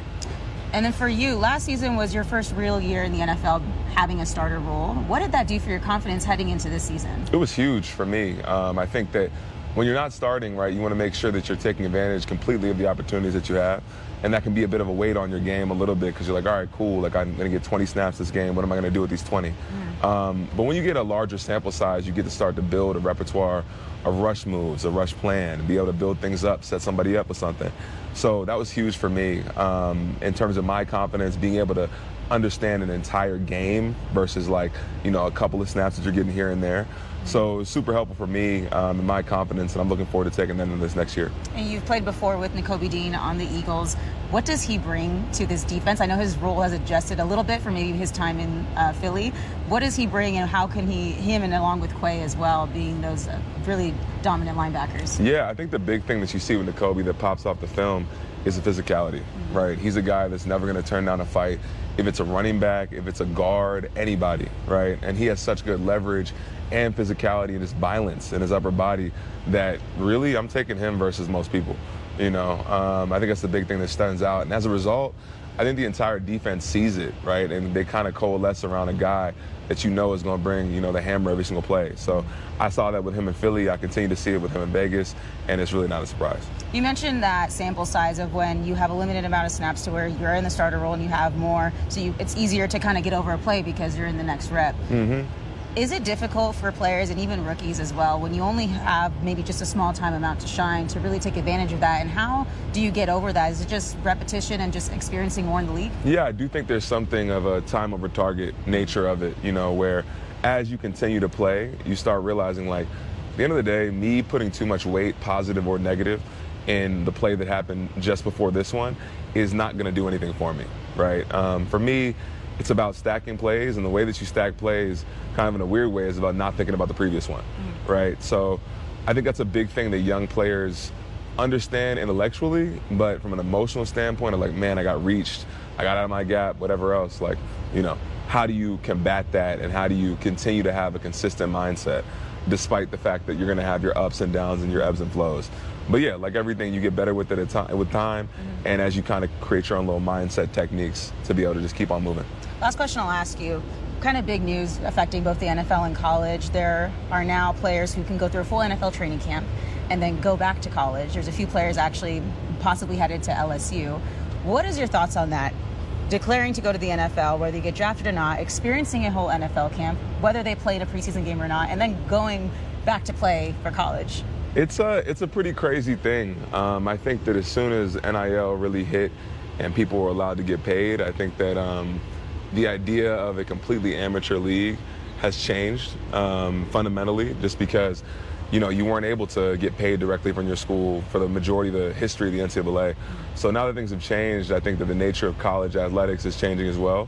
I think the big thing is, of course, you want guys to get an education and be able to come out of college better for it. And I guess it just remains to be seen what the effect of that is. But yeah, it is pretty historic that you can go through 5 months against guys who are 30, 32, in an NFL setting, and then come back and play against 18-year-olds. We're definitely in a different period of time, and it just remains to be seen the overall effect of that. I think like most things, it'll be nuanced. And you won the Long Award last year for being the best media guy. Are you think you're going to go back-to-back this year? You know what? I will leave that in the hands of the media members. Appreciate you guys, though, for the award last year. All right, Thomas Booker, thank you so much. Appreciate it. Thank you. Thomas Booker with Brandy Flores, really good stuff right there. Really good. T. Book is very insightful. One of the things that I learned about him before he ever even showed up in Vegas, after the trade was made, I had a couple people that are really good friend of mine that reached out and said, you're going to love Thomas Booker. He's able to break it down for you. He's very insightful. He doesn't mind speaking to the media, good, bad, or indifferent. He'll answer your questions, and you could tell right there that's an 8-minute or so conversation that Brandy had with him, and just some really good stuff. And do not be shocked and surprised when he's an analyst somewhere when it's all said and done, right? I mean, look, I'm not trying to fast forward his career. I'm not trying to, make him retire from the league anytime soon. I think he has a nice role with the Raiders as well. Clearly, the Raiders won that trade. A lot of people were upset about it when the trade happened, but yeah, the Raiders definitely got way more out of T. Book than the Eagles got out of Jacorian Bennett. And I'm a Jacorian Bennett guy. Like that was one of my dudes. He was a dude that was always out there, man, giving the effort, just couldn't stay healthy. And if you go and look right now and check in with the Philadelphia Eagles, he's banged up right now. So, it's unfortunately that's just kind of the nature of the beast for some guys. But Thomas Booker has been a good player for this team, and I believe that the more that he, gets involved in this defense with Robbie Leonard's, tutelage, obviously going from being the defensive line coach to defensive coordinator, you'll see even bigger of a role for T. Book. But really good conversation there with Brandy, and I like how she asked the question about what's going on in college football as well. Do want to get more perspective from, former college players, guys that are in the league, guys that, they didn't have that same opportunity. And there's no doubt about it. What he said about NIL has changed the game. NIL has changed the game in a major, major way. I've always been a guy that was supportive of players getting paid. I just didn't know that it was going to go to the extent of it is now. I mean, it is gone to such a high level. I mean, we're seeing, Jaden Daniels sending a cease and desist letter to LSU, and, we're seeing a player from the Browns, get cut from the Browns, clear waivers, and go to LSU. And, we're just seeing it's just a whole new world right now when it comes to college football. It is not the college football that we all grew up on. But, again, times always change, things always evolve, and that's the nature of the beast at this stage of the game. We do want to hear from you as we close out hour number 2 of the show, 702-365-9200. Turn our attention back to Ashton Jeanty. If the Raiders don't have Ashton Jeanty for a significant amount of time, how does that change your expectations for the upcoming season? I got this text from Eric. Always appreciate when Eric chimes in. He said, hey, Q, Jeanty going down doesn't change a thing. Still in the middle of a rebuild. I'm sure Kubiak wants his team to overcome any injury to a player. The Seahawks lost Charbonnet last season, but they kept on trucking to the Super Bowl. That's Eric. Yeah, I don't disagree with that, except for the fact that the Seahawks had a stellar defense, right? So they had something that can kind of compensate and fill the void of one of their key contributors going down. They had that stellar defense. That defense changes the game. Right, we talk about the Texans and their defense. The only other team that had any kind of conversation where their defense was just as good was the Seattle Seahawks, who went on to win the Super Bowl. I mean, look how they won the Super Bowl. Defense and special teams is what really got it done. At the end of the day, that's what really ultimately won the Super Bowl for them. So, yes, I agree with what you're saying when it comes to being in the middle of a rebuild. I agree with what you're saying when it comes to Clint Kubiak wanting his team to be overcome an injury. But, again, this is not just an injury to an average player. This is an injury to one of your key contributors that is supposed to be and play a significant role in the offense this year. And I don't know about you, but I thought that the Raiders' offense was going to lead the way for them this year. I think that they still have a ways to go when it comes to the defense, knowing that Robbie Leonard's only in year 1, so this is still going to be a work in progress, just like the offense is a work in progress. They don't have a top-flight wide receiver at this stage of the game. That's something we've been questioning and talking about. So you still need as many playmakers as possible, especially if you're talking about getting, Fernando Mendoza in the mix sooner rather than later. You want him to have as many different weapons around him, and obviously an offensive line in front of him to protect him, but you want to have those weapons around him to be able to assist him and help him be the best he can his rookie year as well. Thanks for the text. Really good stuff. Like I said, it's always great to hear from you. Keep that feedback coming at 702-365-9200. We close out hour number 2. Hearing from you next. It's RaiderNation Radio 920. Doing football right on Unnecessary Roughness. Brought to you by Meineke. Doing car care right. Great question. question. I think the more people that you can, just put in and play, because it's a long season, the better the offensive unit's going to be. We need 7, 8, 9 guys that are ready to play, after one snap. So the more reps we can get with each other, the better off our unit's going to be. And it's just more guys in the room that are pushing each other, the better our room is going to be. You're listening to Unnecessary Roughness with your boy Q. Brought to you by Meineke, doing car care right. Tyler Linderbaum right there talking about the offensive line, talking about consistency and what it's going to take for them to build that up. And that's going to be huge for the success of the quarterbacks, for the success of the running backs, for the success of the offense in general. That offensive line has got to get consistent. They've got to identify the 5 guys who are going to be their starters. Hopefully they stay healthy and they're able to work as one unit. And only time will tell. They have to continue to build this bad boy up. It is Unnecessary Roughness here on RaiderNation Radio 920. Hour number 3 is on the way. Cynthia Frelund, NFL Network, Number Game on YouTube. We'll scatter shoot all things NFL, get her thoughts on a bunch of different subjects as we're getting closer and closer to the final preseason game, not only for the Raiders, but for every team around the National Football League. And then we'll be ready for the real thing. September 13th, the Raiders will host the Miami Dolphins at Allegiant Stadium. Want to hear from you at 702-365-9200. We did get a text from our guy, Just Win Will. Love what T-Book said about Dean. I'm still suspect on that linebacking room, though. LOL. And so, yeah, that's something that Just Win Will has been very consistent with when it comes to the linebacking room. I think it's a lot more improved, but we know that that's with top-end talent. We know that's with Quay Walker and Nakobe Dean, as mentioned. But guys like Cody Lindenberg and Tommy Eichenberg, they're going to have to step up as well and play their role. And so that's going to be one of the big questions. Who are they going to be in that room? And, of course, we'll find out about the cut downs coming up next Sunday, 6 p.m. Eastern Time, 3 p.m. Pacific Time. The Raiders have to go from a 90-man roster to a 53-man roster. Let's go out to the phone lines real quick and talk to our guy, Money Mitch, the Money Man. Money Mitch in New Jersey. Welcome to the show. What's on your mind? What's poppin', Q, Ari? How are you guys? Man, we're good. How are you, brother? Good. I hope things – it's going to take a while. What I saw in Reno this morning, that's fine. Yeah. Unbelievable. I had a few stories. You mind? I see what you did there. I'll give you this old time. Nobody can top this story. I made a delivery. I go to the door.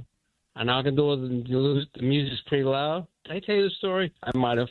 No, I'm actually surprised. I didn't know you were really going to tell us a story. You actually caught me off guard. I thought you were just joking, but you're being serious here. Okay. Well, you know me. I do. Half my material is stories and my screw-ups. That's how I arrived here. I'm just joking. I entered, I lowered the music and announced myself. Because if the music's in, somebody's home, right? But the guy was pretty tall white fella, but he was more startled. The guys in my job, they wanted to punch me instead. That is very crazy. Now that I think of it. It happened to me like 5-10 years ago. I didn't do it. I didn't fall for the banana in the tailpipe. Well, I'm hearing crickets now. I guess that story. I'm listening. I'm just listening, man. Go ahead. You can't top that story. It's a stupid story. It's a story of stupidity. I'm glad I'm still alive. We are too. I think I couldn't believe that when I heard Jeanty got hurt. It's just all luck. I'm glad it's not severe. You come back in 4 or 5 weeks, but that was just such unbelievable drafting there. Pure luck in a way, but best talent available. I guess Washington, that's going to come in handy. I wanted to go to running back because I'm still waiting for Maya to show up, and we definitely need a wide receiver, so I can understand that. But can you imagine if Mike Washington Jr., Wally Pips, Ashton Jeanty, you know who Wally Pipp was, right? I do, and that's not happening. The East Coast. I don't know if you're familiar with the East Coast, Yankees, and all that stuff back before my time. Yeah, I've heard of him. I got him. Okay. I got you, brother. He got hurt, and he never won his job. Some guy named Lou Garrett from he went to Columbia. Right. Gotcha. Unfortunate. Him and Tommy John, I wish they could have, I'm sure they wish, too, they could have gone on a different way with their injuries. And one thing with this college, I don't know why Congress is getting involved with this college. And I don't like this 5-and-5 deal. And to me, like T.J. Warren, UCLA, he got cut by the Seattle Supersonics. He got cut. I don't know, he's 6'2", 220. I wish I had that. But maybe he wants to do himself better. If you can't make it, go back and get better. They have to add more players to the team. That way I can see why it's certain the players that will get booted from the seniors coming back, or maybe some people declare after their junior year and a little egg in their face and they couldn't make the team or get drafted. That really applies to the NBA basketball. How many times have you seen freshmen not even get drafted? One and done with the capital D. There it is. There it is. Money Mitch, thanks so much for the call. Appreciate you. We're up against it. Cynthia Frelund, NFL Network, Numbers Game on YouTube, joins us next, kicking off hour number 3 of the show. It's RaiderNation Radio 920.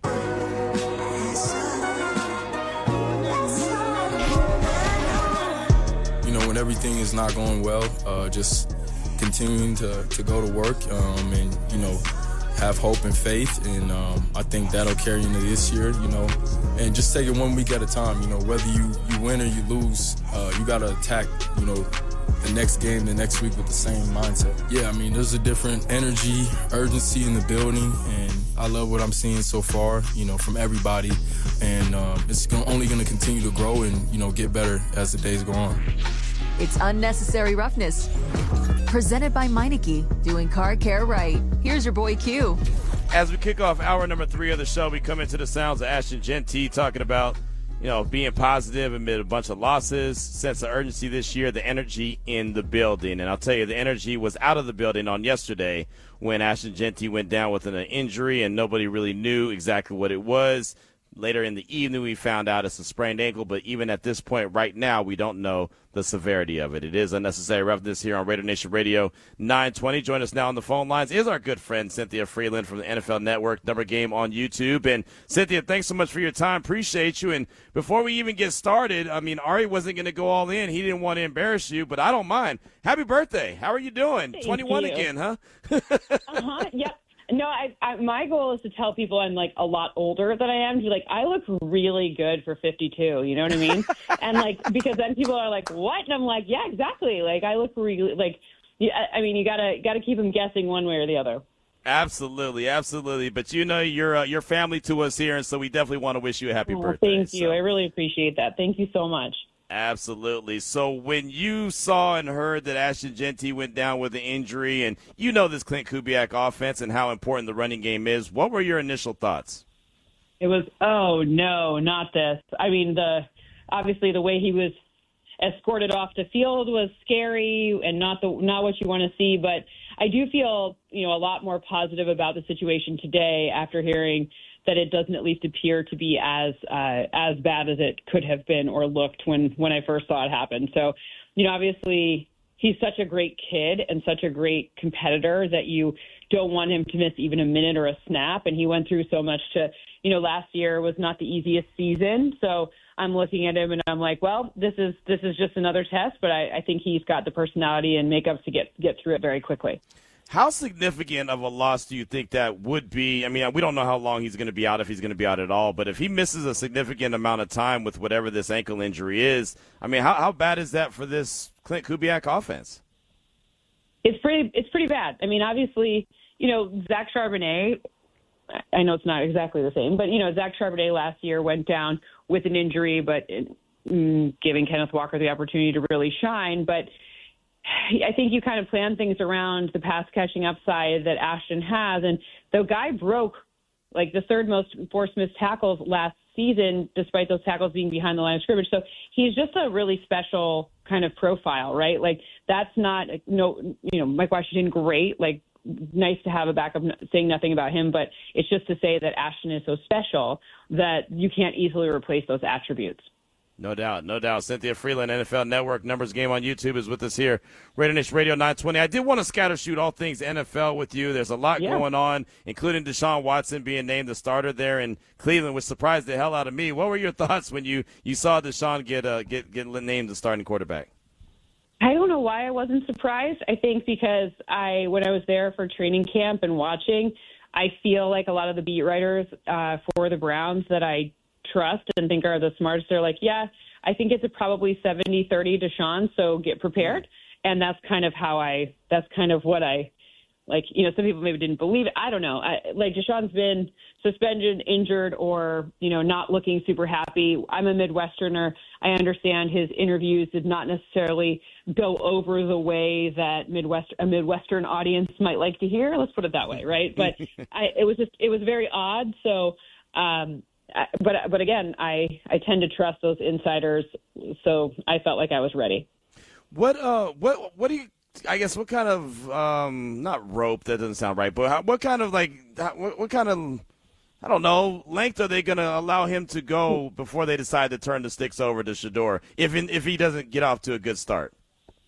Well, let's hope it's not for injury reasons, because then it just makes things muddled. I think that they'll give him a long enough leash such that once they're sure they don't want to employ his services anymore, that they're 100% sure, right? I think they're trying to, because Shedeur they have under contract longer. This is it for Deshaun. They paid a lot of money to him. You know, I think that they want to be, to me, it feels like, you know, sometimes when like a business makes an investment, it's like, okay, we want to see if this is worth us throwing more money at, or if we need to just part ways and move on going forward. So I think I think this is the kind of the last, like, all right, we're giving you every reason to succeed in the world, and if you don't, we'll move on. Yeah, it feels like it. It really does, and they did invest a lot of money, and that's got to go down, Cynthia. A lot of money. Isn't that like the worst contract ever given out in NFL history? It's got to be, right? Well, it's not the best. Let's just put it that way. I mean, if you're a player, I guess it's maybe a really good contract, but unfortunately, you know, injuries notwithstanding, it's just when you guarantee that much of a contract for someone who didn't at least appear to have the leverage in the situation, it's never going to feel good. You know, like, it would be different, and I, you know, do never ever want to wish injury on anyone, but like Micah Parsons, right? His contract still feels good even though he's been injured, because he has a lot of the potential and upside. It's just, you know, the leverage situation for Deshaun was quite different when he signed. Cynthia Frelund is with us here on RaiderNation Radio 920. Unnecessary roughness. Another move that happened. The Texans, they acquired Kayshon Boutte from the Patriots in trade and really didn't give up a whole lot for him. But they lost their wide receiver when the Raiders were there in joint practice in the preseason game. So they went out and acquired another one. What do you think about that addition in Houston, knowing that they feel like that they're a Super Bowl caliber team? That's what I was going to say, is that I believe they think that they are Super Bowl caliber. Their defense specifically, you know, they feel like they had a glut at safety. A safety went over, but that, you know, that's not going to change who's really rotating in and playing snaps, meaningful snaps for them. So, you know, you're looking at the opportunity to stretch the field. They really liked, you know, they had a plan for all of their wide receivers, and then you get hurt and you get injuries, and that's attrition that happens in the season, and then it changes things. So I think when you're looking at what Kayshon Boutte can bring, I think that field stretching is a huge deal. I'm frankly surprised that the Patriots were willing to part ways with him, especially for what felt like a very reasonable trade. Yeah, they gave up. I mean, they didn't give up much to get him, and it sounded like he had been having a really good training camp for everything that I had read. And don't they usually play each other, like, in the playoffs? You know what I mean? It feels like there's always some sort of Houston Patriots situation that happens, and do you really want to play against him? I mean, that just, I don't know. Like, you'd think you'd give him to, like, I don't know, the Vikings, not that the Vikings need a wide receiver, but, you know, someone that they rarely play, and it would be the Super Bowl if they did, not someone who they can, you know, constantly see, especially whenever they're in the playoffs, it feels like. What do you think about this situation with the 49ers owner? I mean, he gets arrested in, not Cleveland, but in Ohio. Just what kind of situation is that? Could it potentially be, I guess I should ask, when it comes to the NFL and punishments? It's really hard to say, because when you, like, you know, there's a legal part of it, and it sounds like that has been pretty settled, and misdemeanors are misdemeanors. I think it's probably really embarrassing for him more than it is going to be extremely punitive. I would imagine there's some version of like they have to pay something, or some, you know, there'll be something, but I don't think it will be overly punitive. Like, again, it said misdemeanor from everything I saw. Yeah. I don't know. I'm not a lawyer. The legal proceedings, and each state has like different designations for different things. So I'm glad I don't work in that side of our industry, but I think it's just more like really embarrassing than anything else. Yeah, it's bizarre. It really is, and it's not the headline that I thought I was going to be waking up to today. That's for sure. But are they? Do they have did they have a curse over them? I feel like the Niners keep getting injuries and car accidents, and now this, and it's just straight. It just feels like there's a lot of, I don't know. It feels weird. It feels like there's a lot of bad energy coming out of that camp right now. And they're headed to Vegas this week, so what could go wrong? What could go wrong? The 49ers in Vegas. What could go wrong? I don't know. It's very strange. Exactly. Again, Cynthia Frelund with us here, RaiderNation Radio 920, Unnecessary Roughness. I don't know if you've been noticing this situation going on with the Pittsburgh Steelers and Joey Porter Jr., but it seems like there's some beef going on. I know he's not healthy right now, but it seems like there's something a little bit deeper going on. Are you picking up anything or just kind of starting to scratch the surface on this story? Yeah, I mean, it's a strange – I don't really understand what I'm it sounds like you're right. There's definitely smoke there.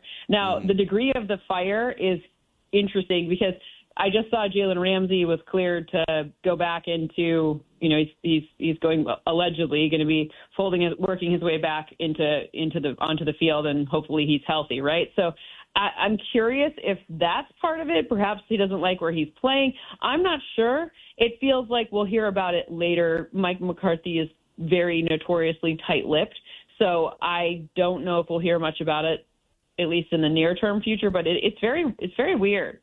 Yeah, it is. I've been kind of paying attention to it, and I know that Jalen Ramsey has done everything he can before to get paid. I know Joey Porter wants to get paid. He's going into the final year's deal, so I don't know if it's contract related. I don't know if he's truly is hurt. It's a back injury. You know how that goes. You can't really prove that someone's hurt when it comes to the back injury. It just seems really bizarre at this stage of the game. I guess that's how I feel. Yeah, I mean, like I said, does he not like what the plan is for him? Is that not where he thinks he can get paid? Right? Right. That's the question I have is are you not playing where you think you have the best opportunity to make the most money for yourself? I'm not sure. It's like I said, someday we'll hear about it, probably October.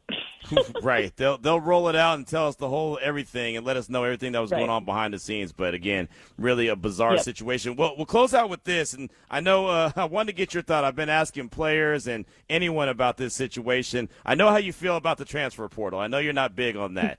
What about the situation that's going on now where a player actually leaves college, goes to the NFL, participates at training camp, gets cut, and goes back to college like we saw this past weekend? I mean, the Browns are having a week. They are certainly having a week. But I also think that's terrible. I feel like there are certain things that, it's not like I can say, NFL Network, I don't really like the shows you're putting me on this week, so I'm just going to go back and, do something else.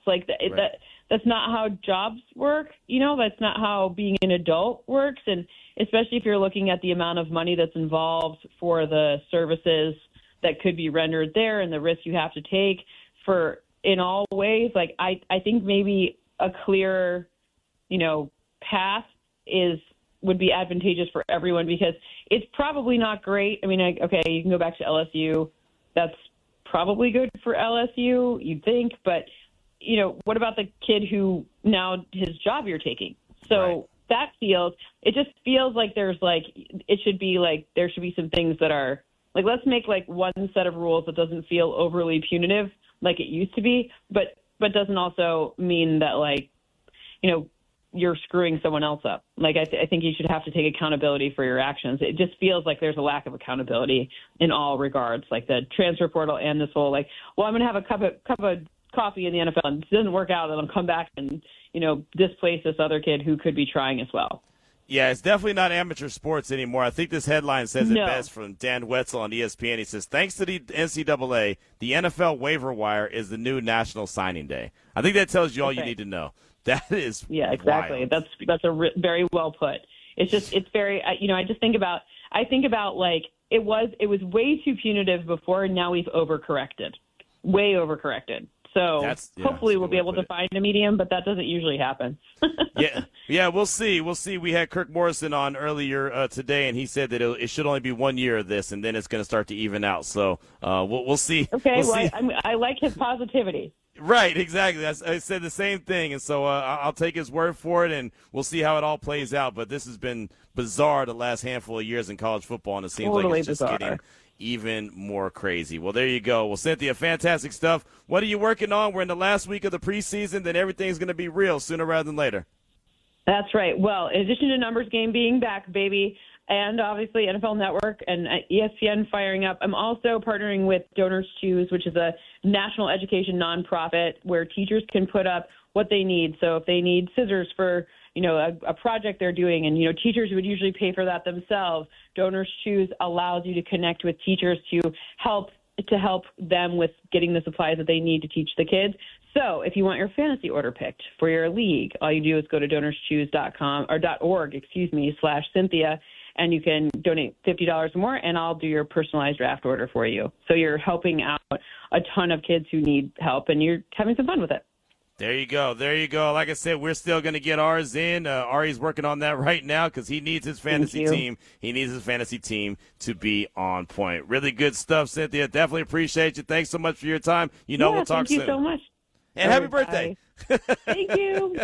Bye. See ya. There she goes. Cynthia Frelund, NFL Network, Numbers Game on YouTube, and donorschoose.org if you want her to go ahead and do your fantasy football team as Ari does, because Ari needs all the help he can get with his fantasy team. So there's a $50 plus donation coming from this show, Unnecessary Roughness.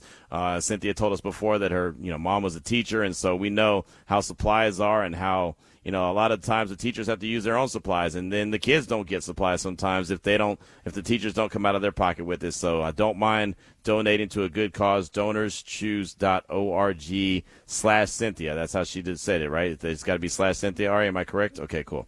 Want to make sure that is the case. Make sure we get that up on maybe our Twitter account as well, just to get it out there. But many thanks to Cynthia for her time this afternoon. We do want to hear from you as we keep this bad boy rolling. 702-365-9200. I threw the question out there. If the Raiders don't have Ashton Jeanty for a significant amount of time, how does that change your expectations for the upcoming season? Your calls and your texts. We'll get to those in a hot minute. Now, I did want you to hear from Mark Davis. I do want you to hear from Sandra Douglas Morgan as well. We'll try to get both in before the show gets wrapped up. Earlier today, instead of being at practice, I was over at Allegiant Stadium, and the Raiders, we knew that they were going to make a large a donation or gift, I should say. They were going to give a large gift to Intermountain Health, but we didn't know exactly what it was for until we got there. We found out that the Raiders and Intermountain Health today announced a $25 million gift to help build Nevada's first standalone children's hospital. The gift was led by Raiders owner Mark Davis, Egon Durbin, Michael Meldman, each of whom contributed $5 million toward the development, and the Raiders, which committed the additional $10 million. So really a big deal. Las Vegas and Nevada in general does not have a standalone children's hospital. Anyone who's a parent understands that at any time, you never know, you could need the services of a children's hospital. And, of course, obviously, our children are our future, and we want to make sure that they have everything that they can possibly have. And just to think, and I didn't realize it until it was said today, that an area like Las Vegas, an area like Nevada does not have a children's hospital. Well, that will be no more. They're making sure that gets done, and that $25 million game-changing gift is a great way to get things started. So after the whole presentation, we were there probably about 45 minutes or so. After the presentation, we had an opportunity to catch up with Raiders owner Mark Davis. So, MD, obviously a big day for the Raiders, big donation, standalone children's hospital. How big and massive is that for this state? I think it's huge. It really is. And again, as I said, RaiderNation, everybody's got kids. Yeah. And when they talk about coming here or recruiting players or, free agents and all of that, or people coming to work in the office, they all talk about healthcare and education. And how is it? And, it's hard to say, hey, we don't have a hospital for children. But, there's states close by that do. Right. Now we're going to have one. And that's something that's really, really special. What stood out to me about the presentations were that they were giving you presentations on why they wanted to do this, and you stopped them about halfway through and said, I'm in. Correct. Where does that come from? Well, again, it's, that it starts with the Raiders and what my father built here as a family, that once a Raider, always a Raider, that it's not just the players, but it is their families and the children. And so that's always something that's permeated through me, and it's going to go on as a legacy through whoever else has this organization. It's something that's going to be just built in. But it's important. And when they brought this thing to my attention, it was pretty easy for me to say, let's figure it out. You guys have been partnered, obviously, with Intermountain Health for a while. How has that partnership evolved over the years? Yeah, that's been fantastic. Intermountain's been great with us since the day we opened up the practice facility and all of that. And we've been working together, and again, there's a trust there, and that's why it was easy to say, let's go ahead and do this. How much trust do you think that builds among the community in terms of what you're doing and generations of ours? Well, again, it's something, it's not the only thing that we've done. In other words, we've been doing this all the way since even before the Raiders got here, before the stadium was built or anything else. We did immerse ourselves in the community, and that's something that we've wanted to do all the way along. This is just another piece of that, and obviously it's the largest contribution we've made ever, but again, it's just another piece of the puzzle, and it's not going to stop now. It's only the beginning. Why is this the right time to make this gift? Well, it was the right time 30 years ago when they started talking about it. Yeah. They just didn't have the people to lead it, and Intermountain was leading, and the Hornbucklers really, their persistence, as I said, was really, it's great, and he's done a phenomenal job. They've got the biggest family probably in Las Vegas with all the rooms that they have. So they talk about children and healthcare and everything else. It probably touches them more than anybody. And I'm just proud to be a part of it with them. How big is that leadership group that you guys all have, from you, Sandra, obviously everyone else involved as well? Just how big that is in helping move things like this forward? I think it's huge. Yeah. And again, Mike Meldman, has Discovery Land, the Summit, and places like that. He's making a big difference wherever he is. And this was a big step up for him and for Egon Durbin as well to personally put money into this project. It says a lot about who we're made of. What's it been like collaborating with Egon and Michael? Fantastic. They're wonderful people. And everybody brought something different to the table. And that's what's so unique about our infrastructure now, is that we have people that know different parts of life, business, and everything else, that will be able to reach out and do a lot of great things. Good day to be a Raider? It's a great day to be a Raider. It's a great day to be in Nevada.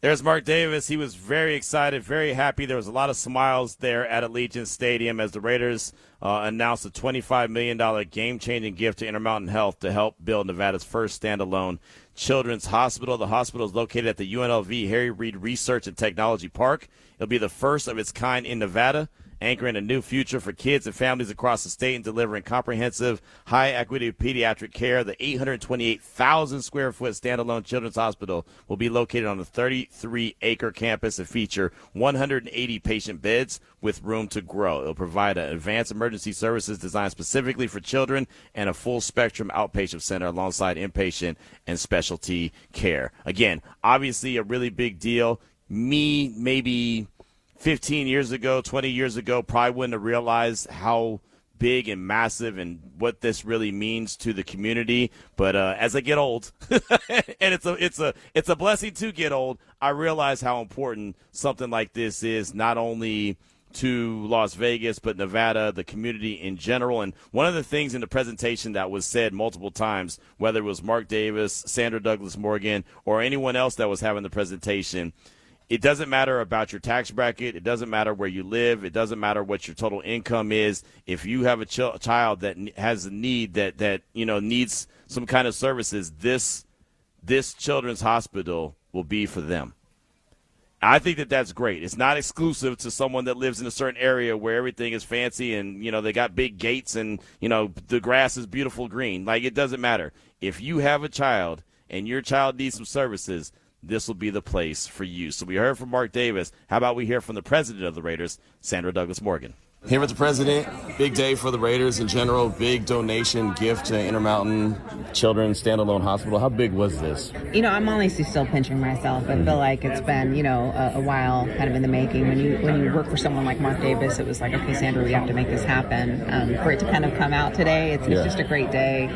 When you hear directly from Intermountain and the children and the families that have been affected by having to travel out of state, it's something that none of us would ever want anyone, our loved ones or friends or family, to go through. And the generosity, of the team. From the team standpoint, we've been working on it for a while. Obviously, Intermountain's been a great partner. But when you think about the individual donations from Mark, from Mike Meldman, from Egon, and just to know that we're all in on $25 million, it's truly a transformational thing, I think, not just for Intermountain, but for our entire community.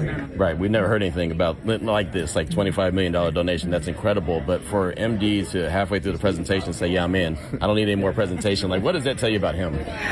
Generous, leads with his heart. Right. When you look at and think about, we have alumni reunion coming this weekend. He always says it was their blood, sweat, and tears that helped build this. And when he thinks about that, he thinks about the family, about the staff's family, the players' family, right? And not having to want to leave your home in order to get care. Right. So that's just the way he's wired. Sometimes I'm like, do we really need to go all it? But on this one, just knowing how it could really transform our community, and honestly seeing the growth, right? Mm-hmm. We're the Las Vegas Raiders, and we want to have a local home fan base, and what better way to do that than to take care of our fans and our customers at Allegiant Stadium and everyone that's here. So it's just a great day for Raider Nation. What's it been like working with Michael and Egon as they've been getting more involved? Michael Meldman is incredible, and not just because he's saying goodbye right now. You talk about people just willing to give resources, saying, how can I help? Where can I help? What can we do just to continue to make sure this team is truly striving for excellence? They've been incredible with respect to just accessibility, to connecting, not just me, but the entire team to different resources and people. It's been great. What has it been like for you, seeing just the Raiders, even before you were part of it, just to see their thumbprint they're putting on this area since they've been here, since they've been in Vegas, since they've been in Nevada, that they're just putting so much into the community?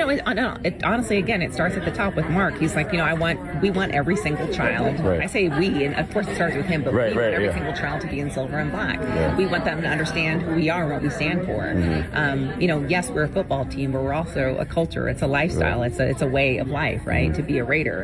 And, it's my job to make sure that we're doing everything we can to inform the community of that. Right. And I think this is a huge step in that, right? Yeah. It's bigger than oneself. It's truly about the team. It's truly about the community. It's taking care of your brother, your sister, and everyone that's around you. So, again, just a great day. It just feels like that the Raiders are so active in the community, from high school football on Fridays to being just all around, just being present, not just being a team, but being a family member. I remember one of my first remarks was us being woven into the fabric of the Las Vegas, Clark County community. Right. And, we want to be there, whether it be in schools. We're going to have our Raider Rusher being active with respect to reading efforts, our youth flag football camps, our youth general kind of camps, everything that Miles and Marley does with respect to youth development is incredible. And then our philanthropic activities with Carrie Uehara and the executive director of our foundation, and our Silver and Black Gala raising money for mental health. Right. It's, we understand that there's so many different facets to kind of life and different stages of life that we want to make sure that we're supporting this community in any way we can. What's it like to feel the synergy in real time, just as it's developed throughout the few years? No, it's been great. Everything's like, since I started, everything's like slowly, but it's surely and meshing together in a strong, stable, consistent way. So you have different departments understanding what everyone else does and how we can, if we all work together, it just has a greater impact for our team and our organization. So to see that all come together in the last few years has been great.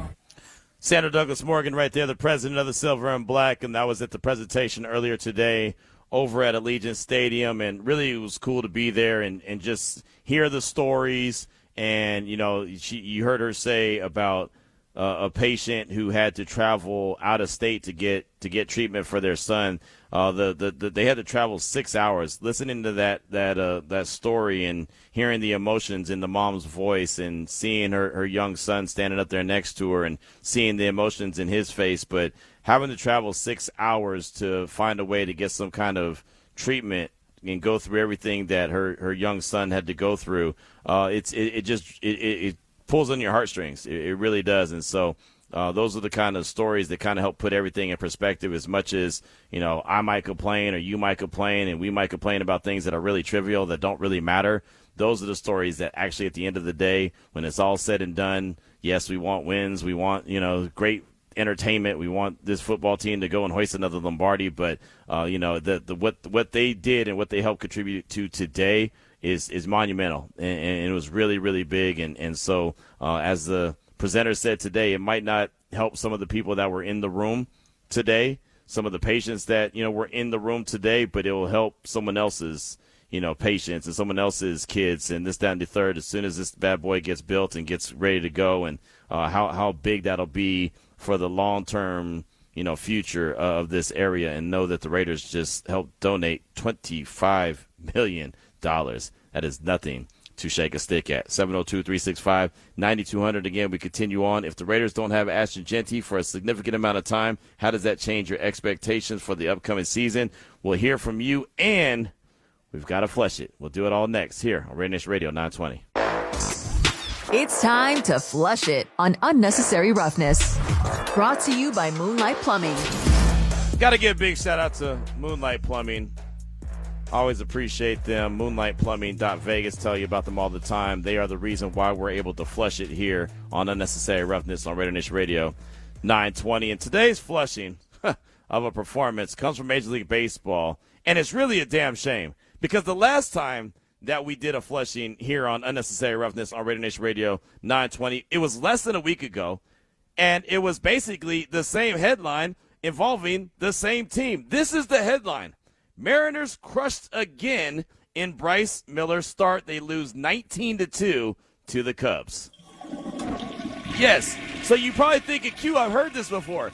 You're right. I was just in H-Town in Houston, and we actually had this same flushing, courtesy of Bryce Miller and the Seattle Mariners. When it rains, it pours. Miller lost his second straight start on Sunday by a huge margin after the Cubs crushed the Mariners 19-2 in Seattle. This is 5 days after he took the mound for a historic 22-0 beatdown by the Milwaukee Brewers. Same guy, same pitcher, same performance, same outie. The right-hander became only the fourth pitcher in Major League Baseball history to lose consecutive starts by at least 17 runs, and the first since George Van Houtren of the Brooklyn Wonders in 1890. Yeah, you remember them, right? According to ESPN research.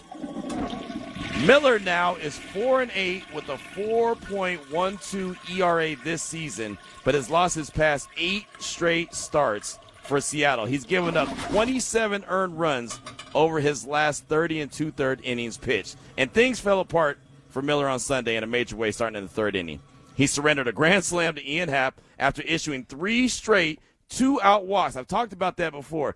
2 outs. You got to get out of the inning. My man had 2 outs, and he gave up 3 straight walks, and then, boom, a grand slam happened. Miller had a career-high 7 walks in the game and was tagged for 6 runs in 4 1/3 innings. He finished with a similar line against the Brew Crew on Tuesday, giving up 5 earned runs in 4 1/3 innings. Most of the damage in Sunday's game came after Seattle waved the white flag. Their backup catcher, Johnny Pareto, was actually responsible for 7 runs in the 8th inning, including a grand slam from Pedro Ramirez. Seattle, first team in the past 125 seasons to lose 2 games by at least 17 runs in a 6-game span. Again, that's also according to ESPN research. And the first since the 1933 Phillies. I'm sure you remember all these teams that I'm giving all these historical numbers by. 1933. That's incredible. And if you just want a little bit more of a sample size, here's just a small sample of what the Cubs did on Sunday to the Mariners. Conforto belts this deep out to right field, and it's gone. The pride of Redmond High goes deep to right field and puts the Cubs on the board. Crank down the line. This is off the foul pole, a grand slam. And the power shows up for Ian Happ. Wow, that ball is really tagged, and grand slam. It's the second grand slam for the Cubs today. I just laugh when I hear that highlight and I hear the announcer. Just, you can hear the enthusiasm. Well, that's tagged, and then all of a sudden it's like, oh, damn, another one. There goes another one, and that's exactly what it was. So hopefully I don't have to flush the Mariners anymore this season.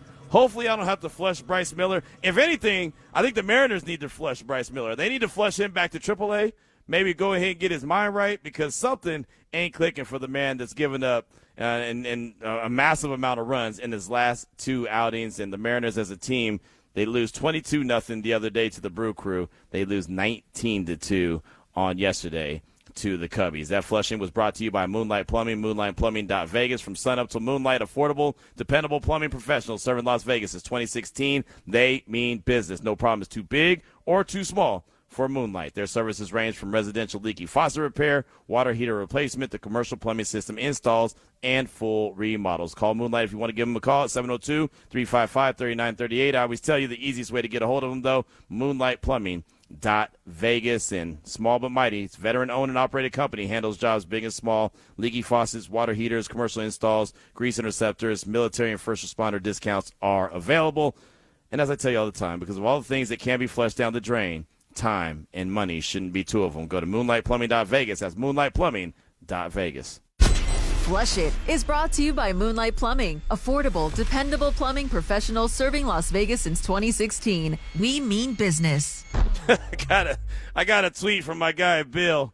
Bill, shout out to Bill in the 925 out there in Pittsburgh. He said, should have flushed Jed York for paying $140 for a hooker. What kind of hooker charges $140? I'm staying out of that one, man. I'm staying out of that one. I'll let the legal system, I say that in air quotes, I'll let that thing play it out. Yeah, that was not the headline, as I told Cynthia Frelund when she joined the show to start the hour. I was not expecting to wake up to that one. Apparently it's been kind of pled down to just a misdemeanor, so I guess there's more embarrassment than anything. And, yeah, just in time to head to Las Vegas on Thursday for the preseason finale. I'm sure there won't be any mentions of that by any of Raider Nation that might try to heckle the 49ers when they're in town. I'm just saying. I'm not encouraging it. I'm just saying. I wouldn't be shocked or surprised to hear a little heckling from Raider Nation to the 49ers that are in the building on Thursday for preseason game number 3. Just going to ahead and throw it out there like that, but Bill, definitely do appreciate that. And look, if you ever see a performance, hear a performance that needs to be flushed, I'm open.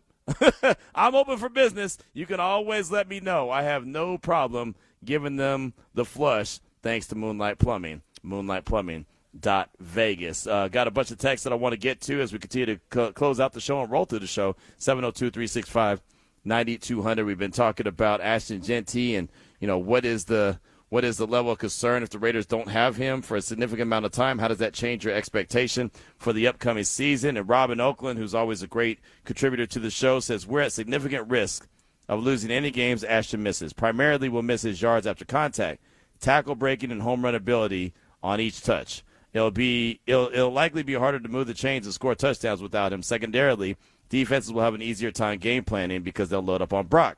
This is where our apparent lack of number one wide receiver threat will become a bigger factor. The analytics people will compare expected points added per rush and other metrics by Ashton and Mike Washington Jr. If Mike can be productive, Ashton's absence may not hurt as much, especially because coach is very talented at scheming and play calling in the end. This season is about more than the wins and losses. We have to get the offensive line effective in our various block techniques and bring Fernando along while building the culture coach wants. But I'd rather do it with Ashton on the field. That's Rob in Oakland. Really good breakdown there. And yeah, I agree. And that's why I think that it's significant depending on how much time he's going to miss. We don't know at this stage of the game. Hopefully by the time we come to this fine program we call Unnecessary Roughness here on RaiderNation Radio 920 tomorrow, hopefully we'll have some kind of answers, some kind of clarity, and then we can really start to look forward to say, okay, this is what this looks like. This is what this timeline looks like. Hopefully we'll get that sooner rather than later. We will talk to head coach Clint Kubiak coming up on tomorrow. Just when Will said, great topic, Q. Here I go.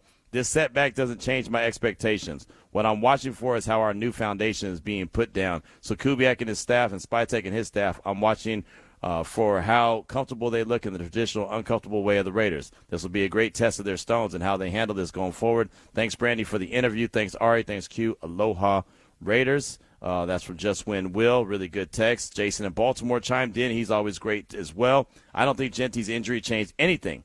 They're saying it's a sprained ankle. Why are we acting like it's season ended? If he misses games, I don't see him missing more than the first 2 weeks, maybe 3. The point is it's not a long-term injury, so why are we acting like it is? Well, thank you for the text, Jason. Like I said, it's always great to hear from you. We don't know the severity.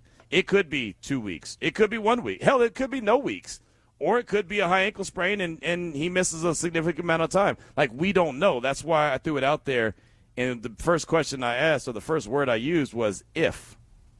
If the Raiders don't have Ashton Jeanty for a significant amount of time, how does that change your expectations? Again, I'm not a doctor. I'm not trying to be an online doctor, as there's about 1,000 of those guys that have told me Ashton Jeanty had a torn ACL. They told me that it was a non-contact injury. They told me this, that, and the third, even though I was there. Right?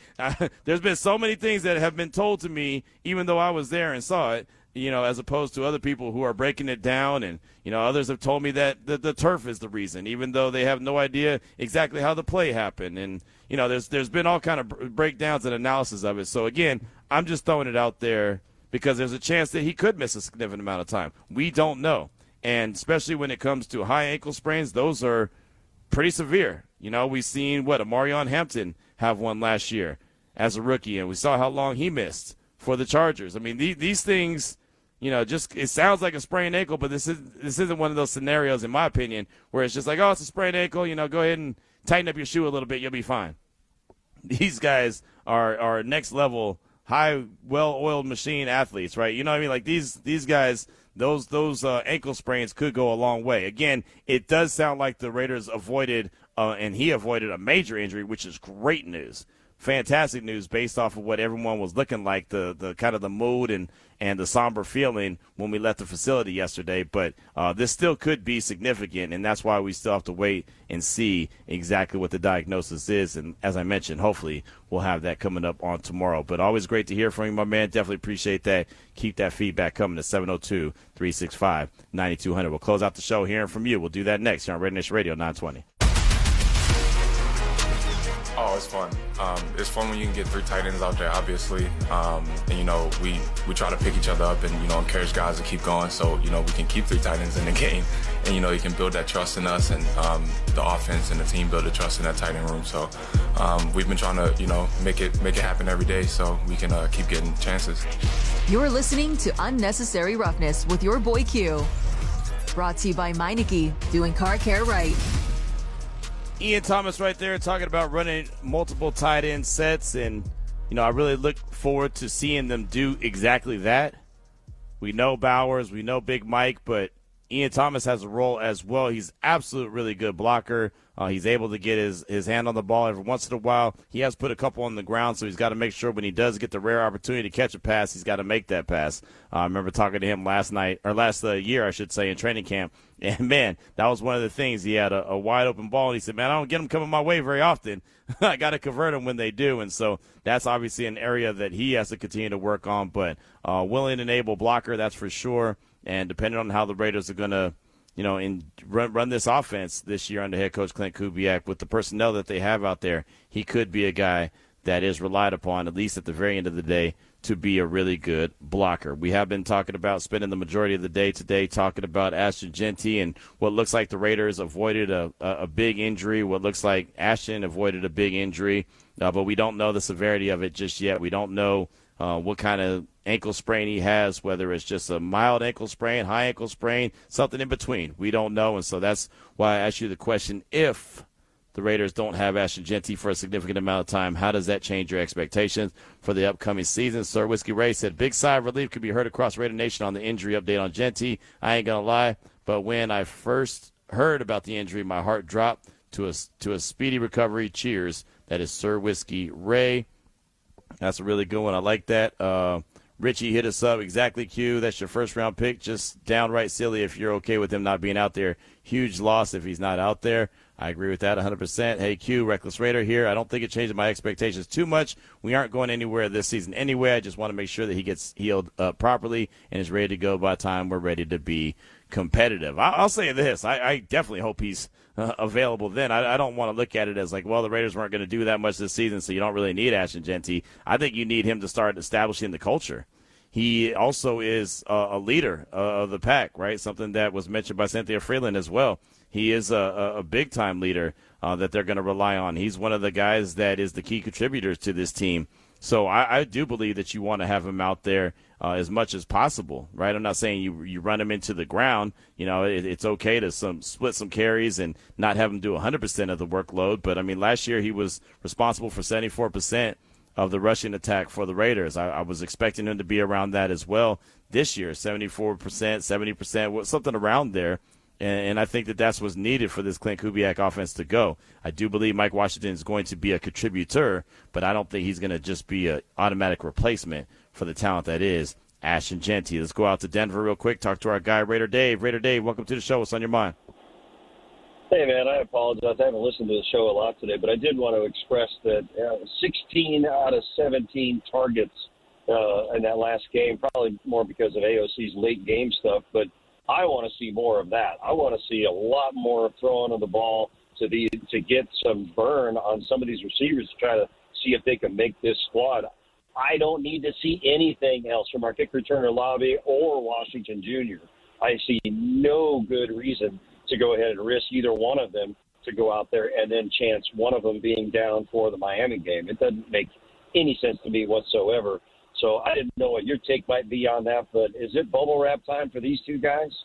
I would think so. I don't think that you're going to see too many guys that you expect to contribute on September 13th and throughout the course of the season. I don't expect to see many of those guys on Thursday. Yeah, I think you're exactly right. What are we going to? We're going to fill out the last 6 spots in the practice squad and maybe 3-4 spots on the 53, which isn't even the starting 45 or whatever that number is supposed to be. So I completely agree. I think it's bubble wrap time, and we get a lot of burn from the other guys that are C and B players. You know, as I coached. The A players always cancel each other out, and the better team makes better players than the C players. They make them B players. So let's go to it and let's do it. I like it. I like it. Good stuff, man. Raider Dave, thanks so much for the call. Definitely appreciate you. And, and we'll talk about this game coming up on Thursday against the 49ers. We'll talk about them, that game more tomorrow and obviously Wednesday as well leading into that. But, yeah, man, I mean, I don't expect to see a whole lot. You know, I was at Fox 5 today, and they were like, well, who needs to have a big bounce-back game? And I was like, who's going to be playing? Right? I mean, I don't see, and I could be completely wrong. This is the first year that we've gone through a training camp and a preseason with head coach Clint Kubiak, so I don't know how he approaches all three. But I think at this stage of the game, you kind of know who you are with who you are, and there's no reason to go ahead and push the envelope with some of these guys. Like, you know, everyone's talking about Fernando Mendoza getting a ton of burn. I don't see him getting a ton of burn. I really don't. I see Aiden O'Connell and Jacob Clark getting a lot of action in this game. If Fernando plays, I don't think it should be much because, one, I don't see the starting offensive line going out there and playing. And if they're not out there playing, I don't think that there's too much reason. Now, we didn't see them playing last week either against the Houston Texans, which I thought was somewhat of a mistake. But, I mean, again, I'm not the coach. I'm just an observer, and I'm just somebody who's going to comment on it. I really don't see that happening in this week's game. But, again, like I said, we'll have plenty of time to talk about the game on Thursday, the roster, who needs to step up, who doesn't, all that good stuff. We'll continue to do that throughout the course of the week. And then once Thursday is over and said and done, it'll be a wrap and be waiting for the 53-man roster that'll officially drop on Sunday. It has to be all the cut downs have to be done by 6 p.m. Eastern time, 3 p.m. Pacific time. But we'll be back at our normal time at 2 o'clock coming up on tomorrow right here on RaiderNation Radio 920. Have a great night.